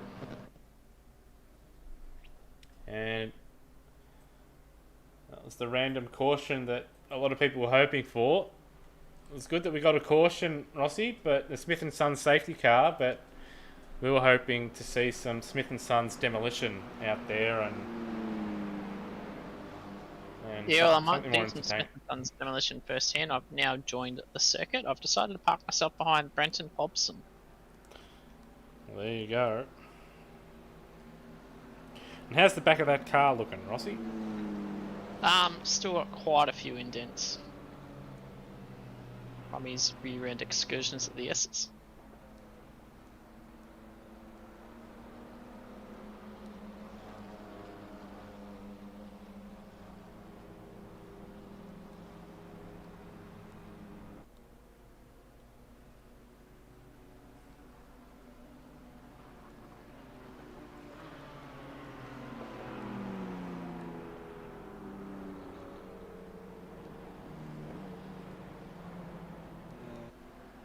Pit exit closed. Pit exit closed.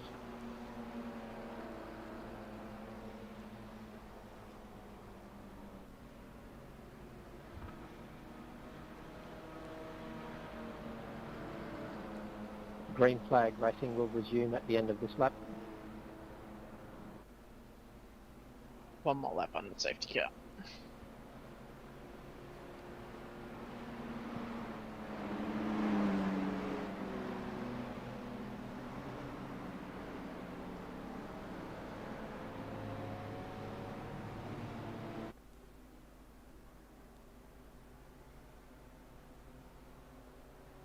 The train's gone. Can we leave pit lane?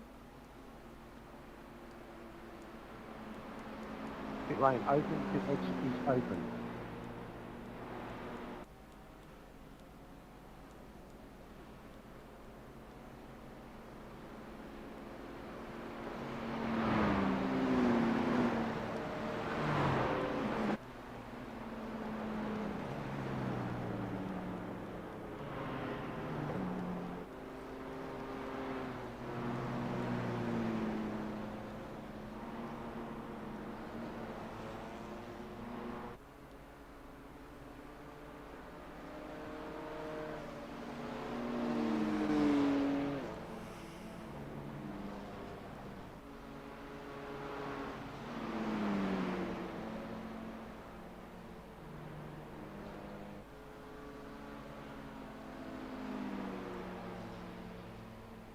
We are going green this lap. We need to start bunching the field back up a bit, guys. There's a fair few gaps left throughout.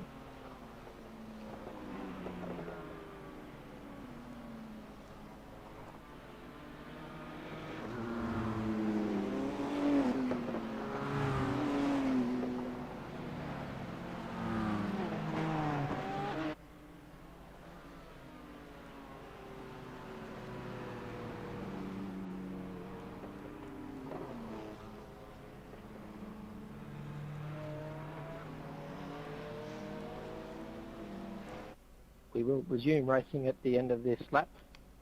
The car 69, you are the race leader. You must maintain safety car speed of 100 kilometres an hour. There's to be no more weaving and no overlapping until after the apex of the final corner, and no overtaking until past the start-finish line.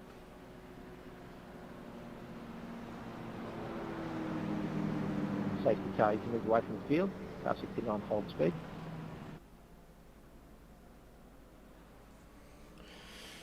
Alright, so about to go green here. Will we see some more dumbasses decide to not pay attention and run into the back of people? Or will it be clean? That is the 50-cent question. Brought to you by Smith & Sons. It was. Hobbo nearly actually at the back of his teammate. That would have been disaster for Synergy. Safety car from the lane, car 69, you're in control of the start. Being a professional driver in the 69 car plus a heap of lap cars in the way, I'd expect him to have a this size of a gap after this first lap. Away he goes. Brody Kostecki. And, well, might as well turn him off for the rest of the stint because he's gone. Question is, can Damon Woods keep the pressure on, and will Thomas Hintz be able to maintain much of his track position that he's gambled on after not deciding to pit, or deciding not to pit, I should say. So it has a look at Marcus Koenitzka, and Koenitzka lets him go. Now he's got to deal with Jake Edwards.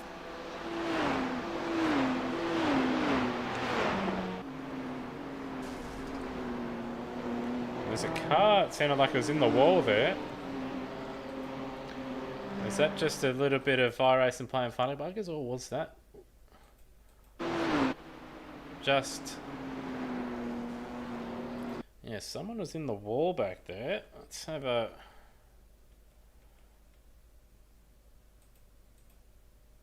Let's try and find out where that's happened.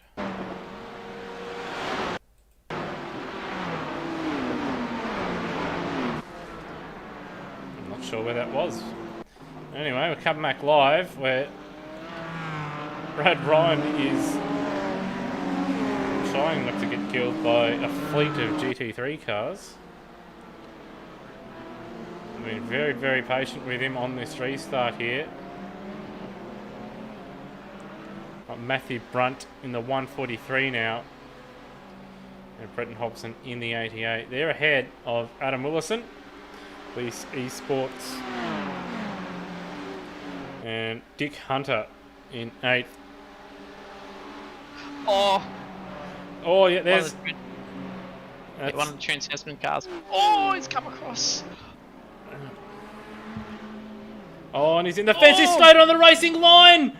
I don't know how there's not been a massive accident there.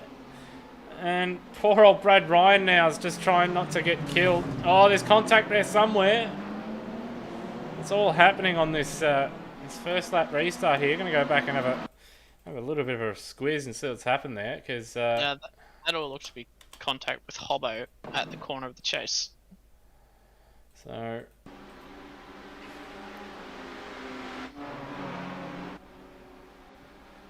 Matthew Brunt got by, and Myers has driven into the side of Hobson. Brady Myers, and he's just hasn't been able to slow down, and then just slid his way straight back onto the racing line. Willison somehow avoided it, and then I don't know how there was a massive accident there, and then minor contact between the two Ferraris of Willison and Deeth. But boy, oh boy, that could have been major.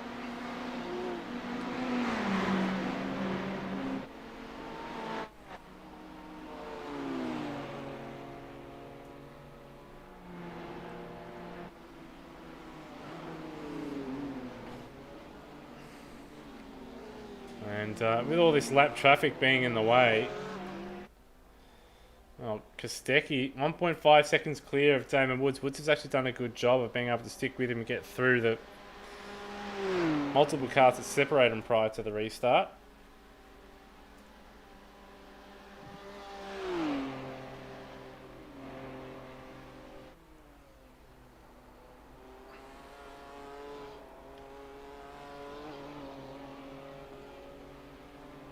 Stuck with him here. Those guys are driving away from Thomas Hintz, who's got Dylan Burst all over the back of him now.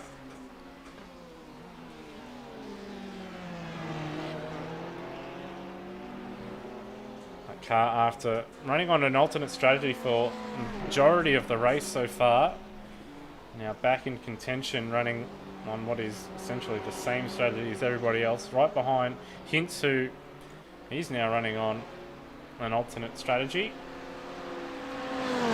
Expect that car in about 12 laps time. As the Vanderwaal Sim Racing Porsche makes its way into 3rd place.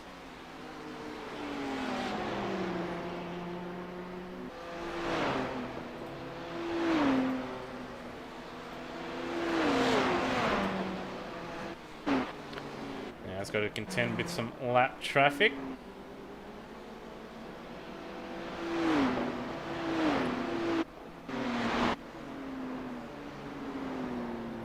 So both the Smith & Son Synergy Sim Racing cars ahead of Brock Kelly and Dick Hunter now. Dick Hunter's got, well, a massive train of cars behind him. Kobe Deeth, Adam Willison and Blake Neck. Also a lapped Riley Bilson and Tom Freer also approaching that battle pack. With Jamie Welch, Matthew Bowler, Jason Bent and Sean McLaughlin. All not too far away.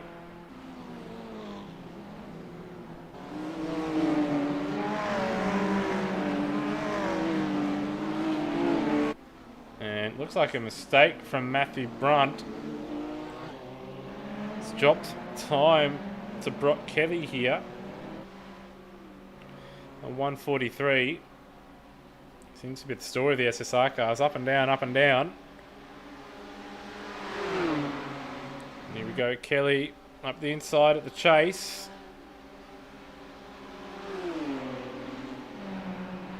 And he's got that job done. Brunt not fighting all that hard. And also see Cody Deeth get ahead of Dick Hunter.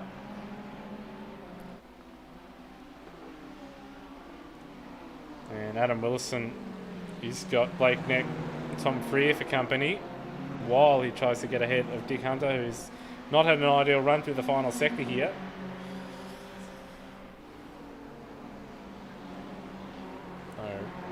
Hunter slowly falling back.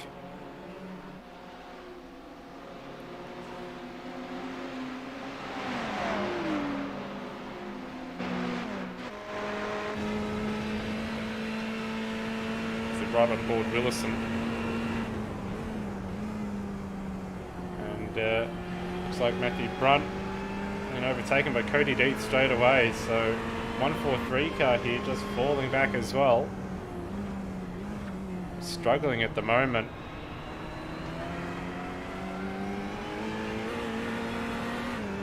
Oh, I can't see with a car in me.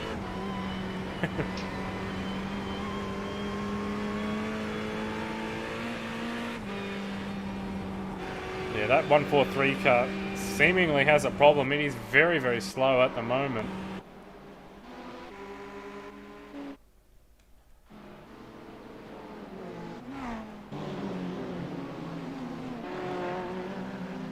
Dropping. Oh, there's a car that spun. Need more details. At the top of the hill. But I might have been behind that. Let's have a look. It looked like the 89 car actually made a little bit of slight contact as it passed. No, missed it.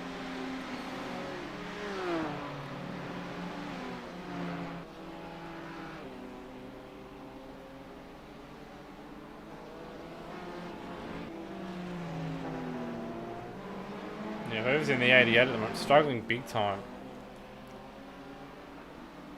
Previous lap was a 5.8, which isn't terrible. This lap's going to be well off that, I would imagine. 6.7, so perhaps a bit of damage on that car that we've not seen. Also seen, it's actually got back ahead of a couple of cars, unless I'm mixing it up with... no, I'm mixing that up with the 143 actually. 143's actually lost out a couple more positions to the Lease Esports and DPR cars there.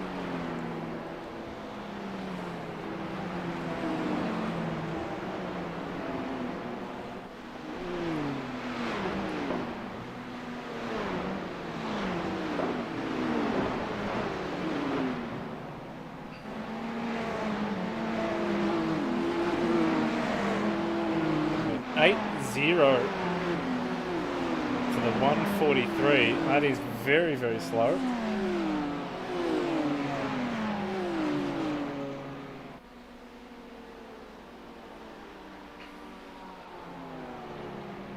It's a good 1.5 seconds faster than the cars around him. 1.5 seconds slower, I should say.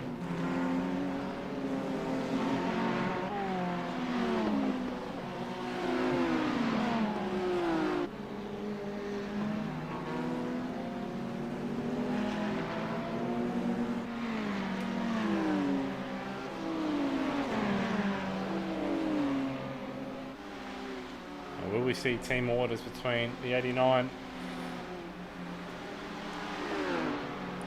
and 143? Yes. And we will. It's just got to watch that the DPR... No, the DPR car is going to get him here. XCM car might as well. And it will.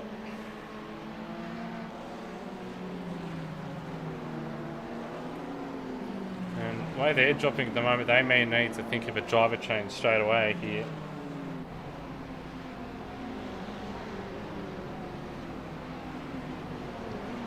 .209.5 on that last lap. That is the slowest of any car on the lead lap by seconds.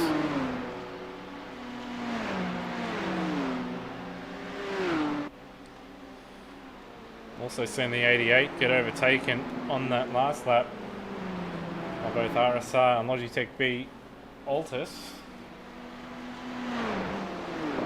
And they did a 7-0, but of course they would have been overtaken on that lap, which would have cost them time. So Smith & Sons cars at the moment just struggling a little bit.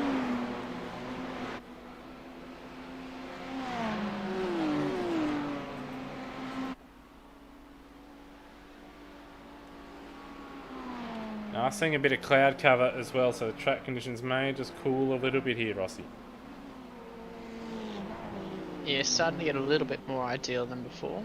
The track temp has risen actually to 47 degrees, the hottest it's been all day.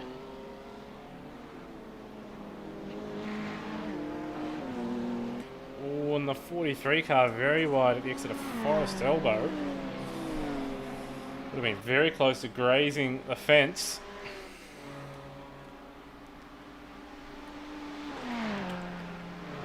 And Cody Deef 8.3 away from Thomas Hintz, who hasn't made his pit stop here. Unlike all the others, so he's about 9 to 10 laps away from his pit stop. And the others will be in another 14 or so laps after that.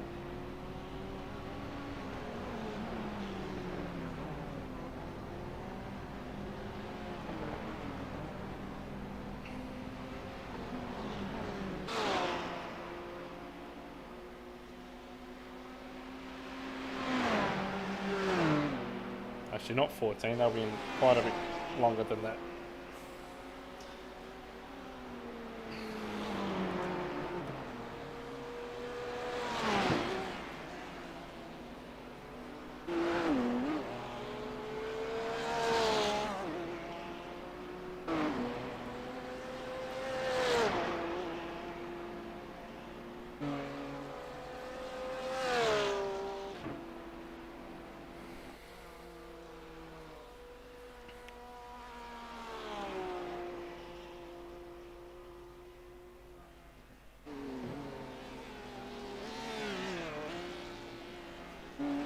One thing that is going to be awkward for the HJR Jinx Shifter team is the way the race works itself out to be. So, of course, the time is offset here. It did start, it is in the service set to 12 hours 40 minutes, but that's of course to set the grid. The race effectively starts at about 12 hours to go. So really about 30 minutes away, if we're going to work it way backwards, about 30 laps of green stint, 29 laps, you're looking about an hour or so per stint. Unfortunately for the HJR Jinx Shifter team is that they're about 9 laps away, and they're going to have to save a little bit of fuel here because they're going to be about probably 5 to 10 minutes at least short of the 9 hour 40 mark, which is what you're probably looking for. You'd suspect another safety car would relieve that issue. You would expect a safety car, but you do want to have a little bit of overlap.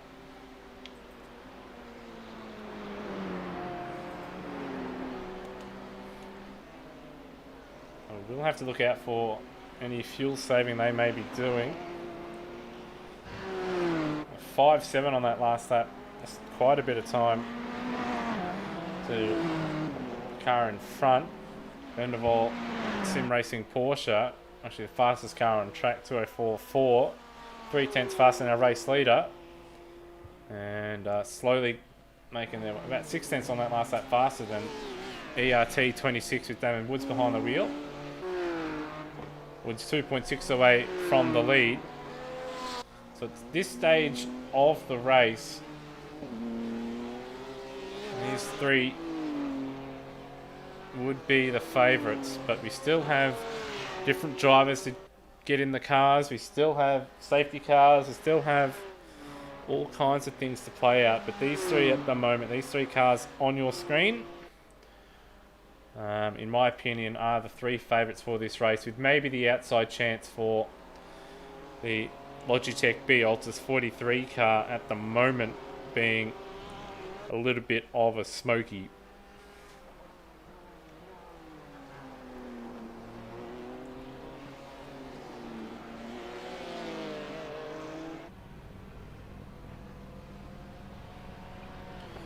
And a 4.5 for Brody Kostecki, 4.8 for Woods, a 4.2 on that last lap for Dylan Burst, so fastest man on the circuit.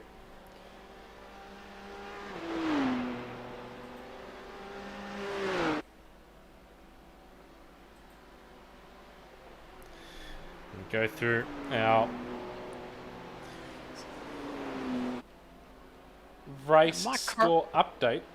Mike Corroth was actually accidentally typed safety car in the chat. Oh dear. I don't think it would be typed. I think it would be it's a command. A quick.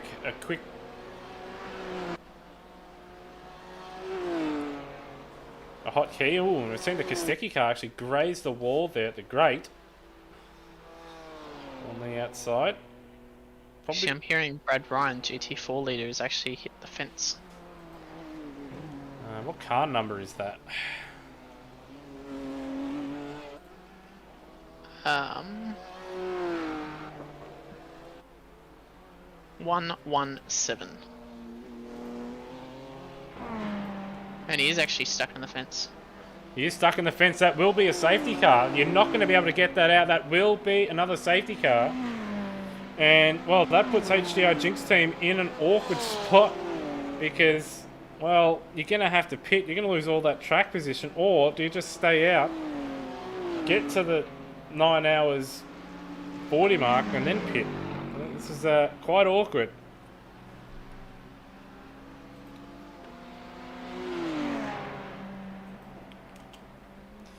So, there you go. There's a car stuck in the wall.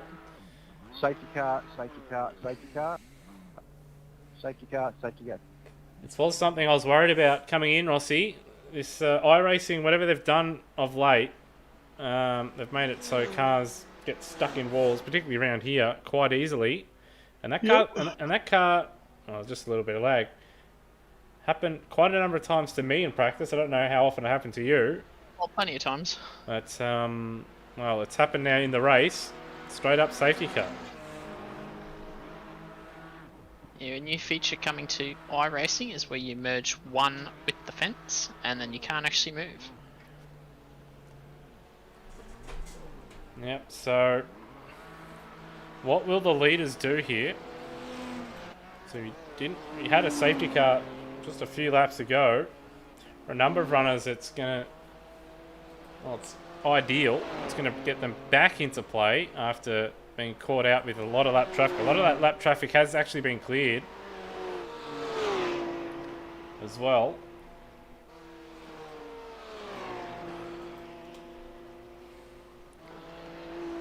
Car still buried in the wall. They'll have to wait for a tow. You're going to need more than a tow. Yeah. It's going to need a jackhammer. Yeah, jackhammer, demo saw. You know where you can get all those products? At Smith & Sons. Well, Smith & Sons may have it. No, I don't think they sell it. Mate, they're doing everything else these days. Smith & Sons renovations and repairs. Well, they're going to have to renovate and repair that wall. So they will need the demo saw. They'll need to hire a crane and a jackhammer. Now, lucky Brad Ryan is sitting on the left side of that car, or else he'd be dead. However, he may already be dead due to the fuel cell being at the front of the car. So, rest in peace, Brad Ryan. And the last we'll see of him. And we're seeing all the leaders box now. Of course, all these guys did recently pit not too long ago, about 15-20 minutes ago. So there won't be long stops, but they're still in that awkward phase where if there's no safety car after this, which is a little bit unlikely, they're going to be needing to save fuel throughout the rest of the race, or at least massively for one stint. Oh, Brad Ryan's trying to get himself out of the fence. GD3, the 55 car, are we able to pass it? The kid's holding us up. Copy, Gizzy. So Lee's Esports will take the lead after all the front runners electing to pit. And when this green flag falls again, It is going to be mighty interesting. As that car has got itself up a little bit higher now. It's now popping a mono compared to just being half stuck in the walls, what it was before. Oh, for fuck! And we've got fellow racer Luke Rosella. Yeah, race control, we're at the top Okay. of the mountain, coming past the slow GT3 car that's heavily damaged, please. How are we, guys?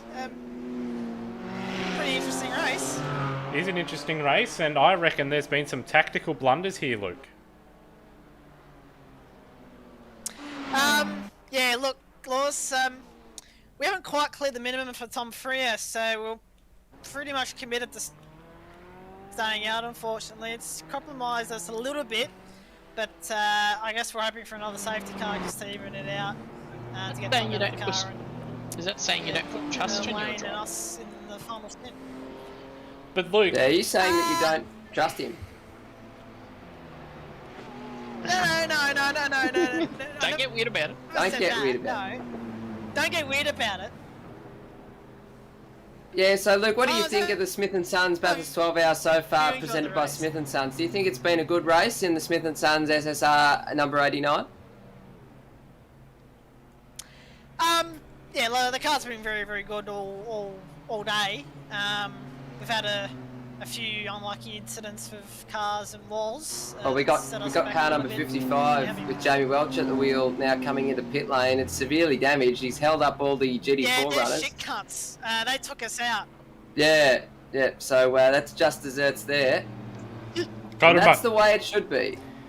So back on the race strategy, even though you do have to keep old mate Tom in the car, at this stage with 9 hours 20 into the race, of course, you know, the race does start at a different point because of the way iRacing's timing works. So the race will end 12 hours 40.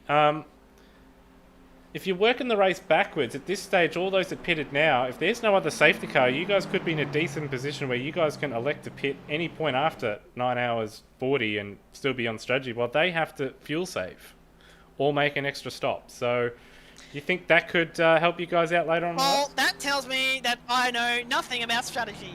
Back to you, Lewis.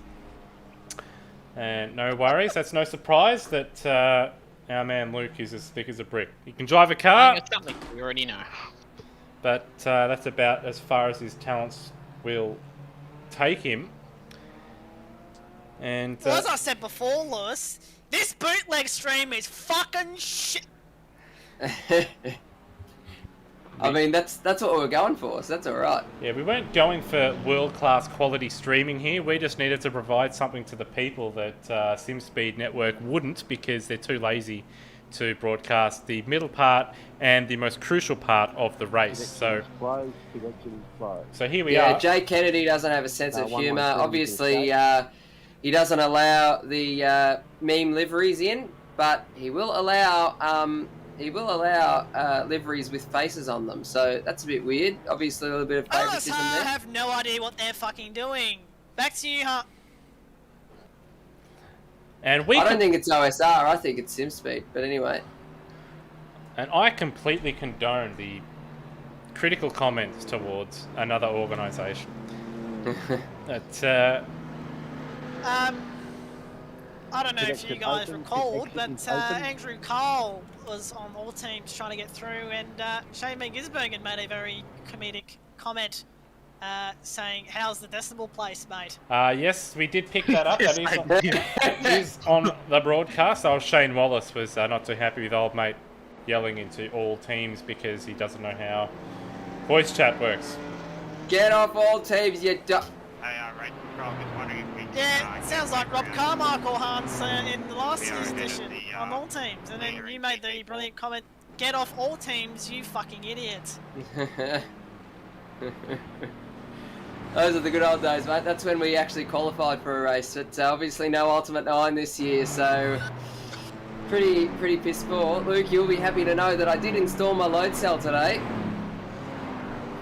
He also cut his hand 2 open. days too late. Yeah, I also cut my fucking knuckles open, mate. So, how good. But it's okay because he's got 3 days right. off. He's got 3 days off to prepare for the 12-hour next year. That's it, mate.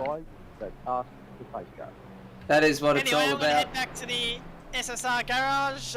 Thanks, guys, for hosting me in the commentary box, and I'll probably catch you at a later date. Goodbye! Yeah, no worries, mate. And hopefully your call's the big one. Yeah, call me that, thank you. Yeah, see ya, mate. And he's not coming back. No, he's not coming back. And thanks to Luke Rosella for jumping in there for Smith & Sons Synergy Sim Racing. Brought to you by Smith & Sons. And Posse's Mechanical, Glenn Postlethwaite, very good operator. JK Signs, can't forget JK Signs. Over JK Signs, Wave Runner, and 88 Aftershock PC. And don't forget, Mission Win Now. As we've got the, is that the 14? Scott Nolan at the wheel, sending it. Damien Johnstone is at the wheel. Damien Johnstone. Scott Nolan's just too busy doing the team stuff, mate. Let us through. This is my race. Proudly brought this is our race to win. Proudly brought to you by Smith & Sons. As they go under the Fuso Smith & Sons bridge. And they're heading into Caltech's Smith & Sons chase here. Yeah, so we'll just run through the Synergy Sim Racing sponsors again. 88 Media, Aftershock PC, JK Signs, DGD Custom, Posse's Auto Electrical and Mechanical, or whatever that is. I've completely made a meal of that, but that's okay, because Posse's always happy.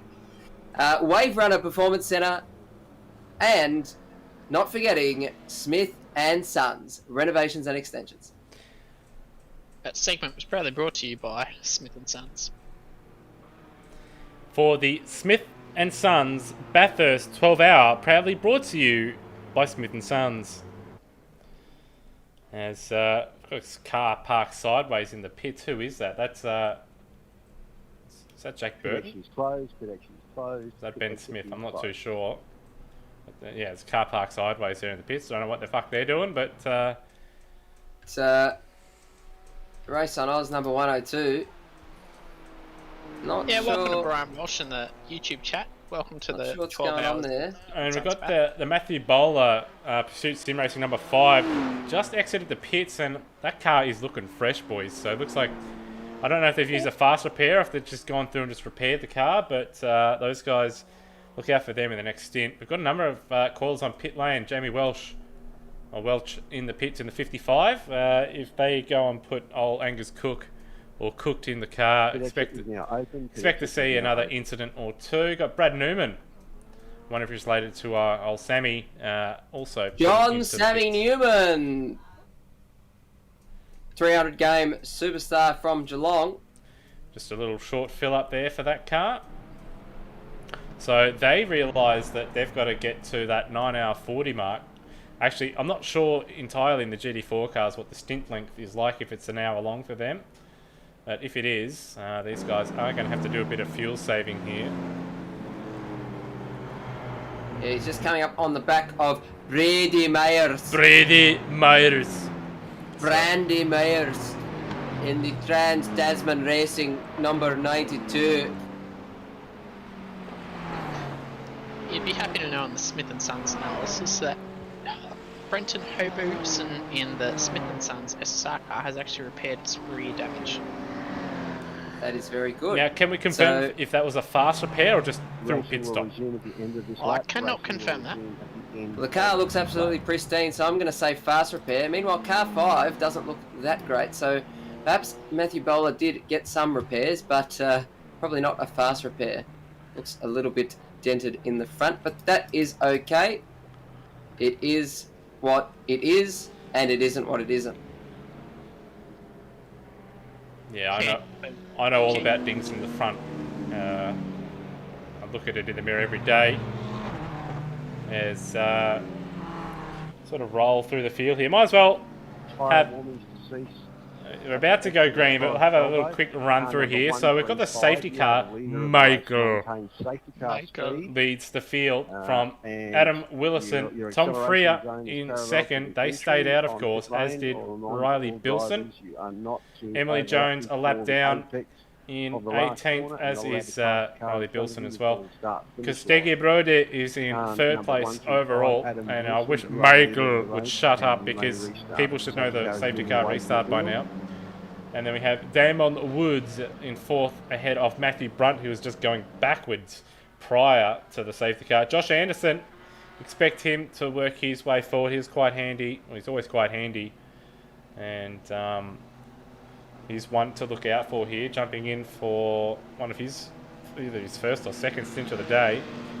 And we've got some lap cars in 7th, Brad Wardby and Brock Kelly in 7th and 8th. Brenton Hobo Hobson in 9th. Then we have lap car James Scott ready to crash and then not hold the brake at the top in 10th. Someone's made contact somewhere because I've heard a crunch. Not sure where, but people just not paying attention. About to go green, so I better cut to the front of the field. Alright, gentlemen, it has come to the time that I need to vacate the comm booth. I'll talk to you later in the week. See ya, mate. And away we go. Well, you didn't say anything. See ya, mate. So, there it is. Wilson away ahead of Freer. Not the greatest of restarts. And Freer's going to have a look here into turn 2. He's got the run. And immediately, Willison going defensive. Of course, these guys now are running on an alternate strategy. But with the way the timing has worked out, they could be in the box seat potentially.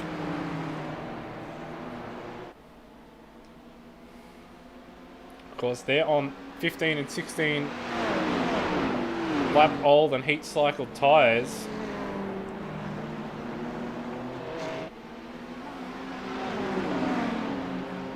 But we're at the stage of the race here, boys, where we can expect to see some drama and some incidents. Yeah, possibly. Everybody's now playing for position. There's 3 hours left in the race. And they've all brought their ticket. Well, not in the final hour yet. They're just gathering the funds to buy the ticket.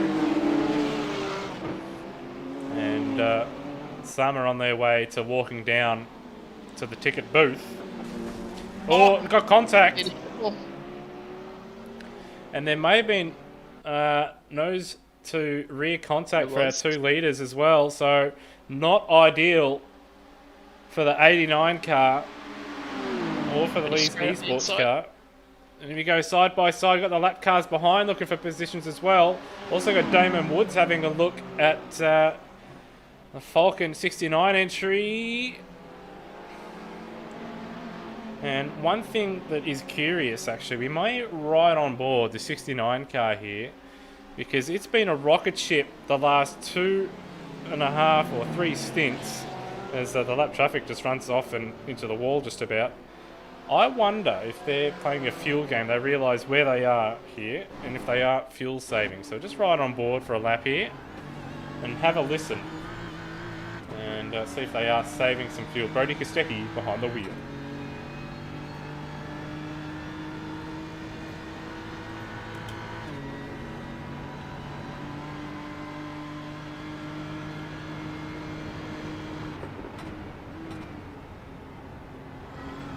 No lift and coast there at turn 2. Black flag for Colin Warwick on contact. For contact on lap 226. Rest in peace, Colin Warwick. Oh, there's been a massive smash! A massive smash for the Ferrari there. And that will be just about race done. We are going to have to cut to a replay of that. We'll go actually to the chopper cam, but that was a near fatality, and Brody Kostecki was almost caught up in that. So I wonder if the lap traffic got involved there, or if it was just a complete lose on their own. No, it was. Wilson just dropped it on their own, and I wonder if it was because he just clipped the curb. Let's just the curb. Go on roll bar cam here. Oh, yeah, he's clipped the curb on old tyres that aren't up to temp and dead. I tell you what, the field is lucky not to collect him. Yeah, that is very, very lucky. That could have been massive, but that's their chances done. That's a big shame for that car. They were looking quite good. They'd driven well all day long. We've got another car off. That's a 22. That's Brady Stanley. They're down in 27th, and they're stuck in the marbles down there at Forest Elbow. That's well, drama as you see Colin White pull in to serve his penalty. Caution at the elbow, caution at the Forest Elbow.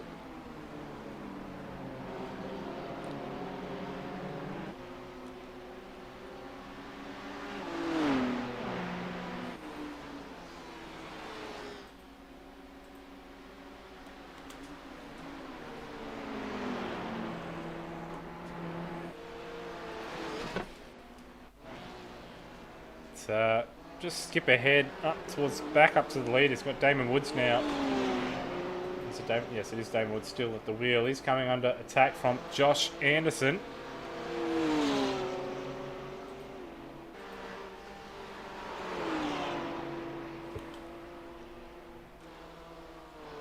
So these guys are 4 seconds away from our race leader, but race leader, of course, on an alternate strategy.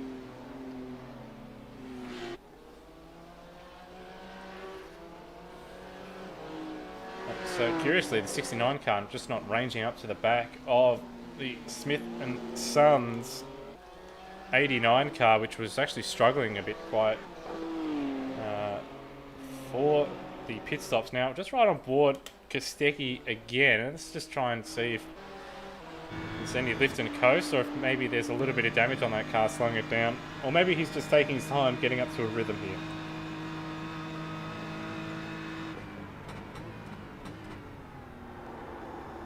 Doesn't seem to be much lifting or coasting going on there.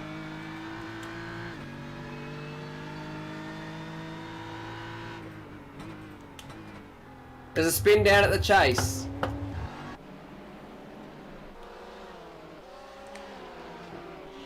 And change of position. The 36 of Josh Anderson has got ahead of Damon Woods as well. So not sure if this car's still down there to chase, but The Velocity Sim Lab. Iago Morales. Rest in peace. He's gotten moving again. But yeah, got on the grass and spun all on his own.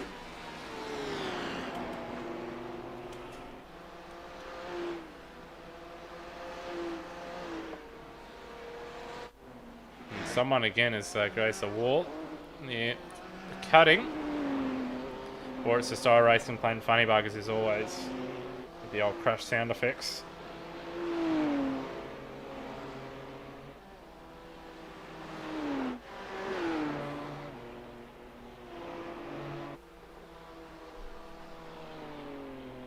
Well, perhaps maybe the 69 car running an alternate engine map mode, save fuel instead of lifting and coasting. That's Josh Anderson. He's looking to close up onto the back of car 69.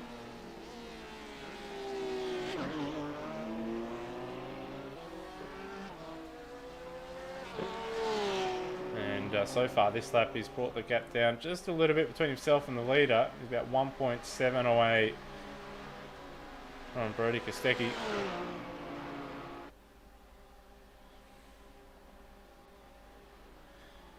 And the 184 car will be hoping, the Trans-Tasman car, racing at the same pace as the leaders. They'll be hoping for another safety car and they can stay out while the leaders pit around them and they can grab another lap back and get themselves on the lead lap because they're not travelling slowly. But they need another safety car to get them back into the game here. Race leader 4.8, 4.9 for Kostecki and a 4.4 for Josh Anderson. And Damon Woods is actually going with him there as well. Did a 4.7. To do the incident between car 20 and 155 on lap 237 just after the chase. And some bust ups there in the live chat, as you can hear. Yeah, we just reviewed that. And the 88 there. There's a massive amount of lag involved in the secondary drive. Behind the 43. 366p.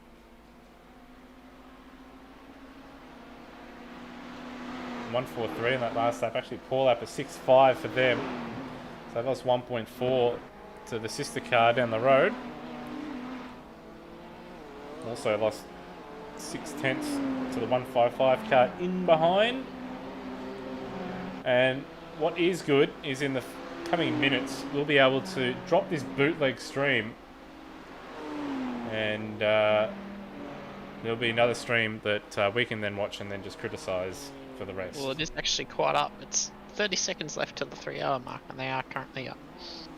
So, you beauty.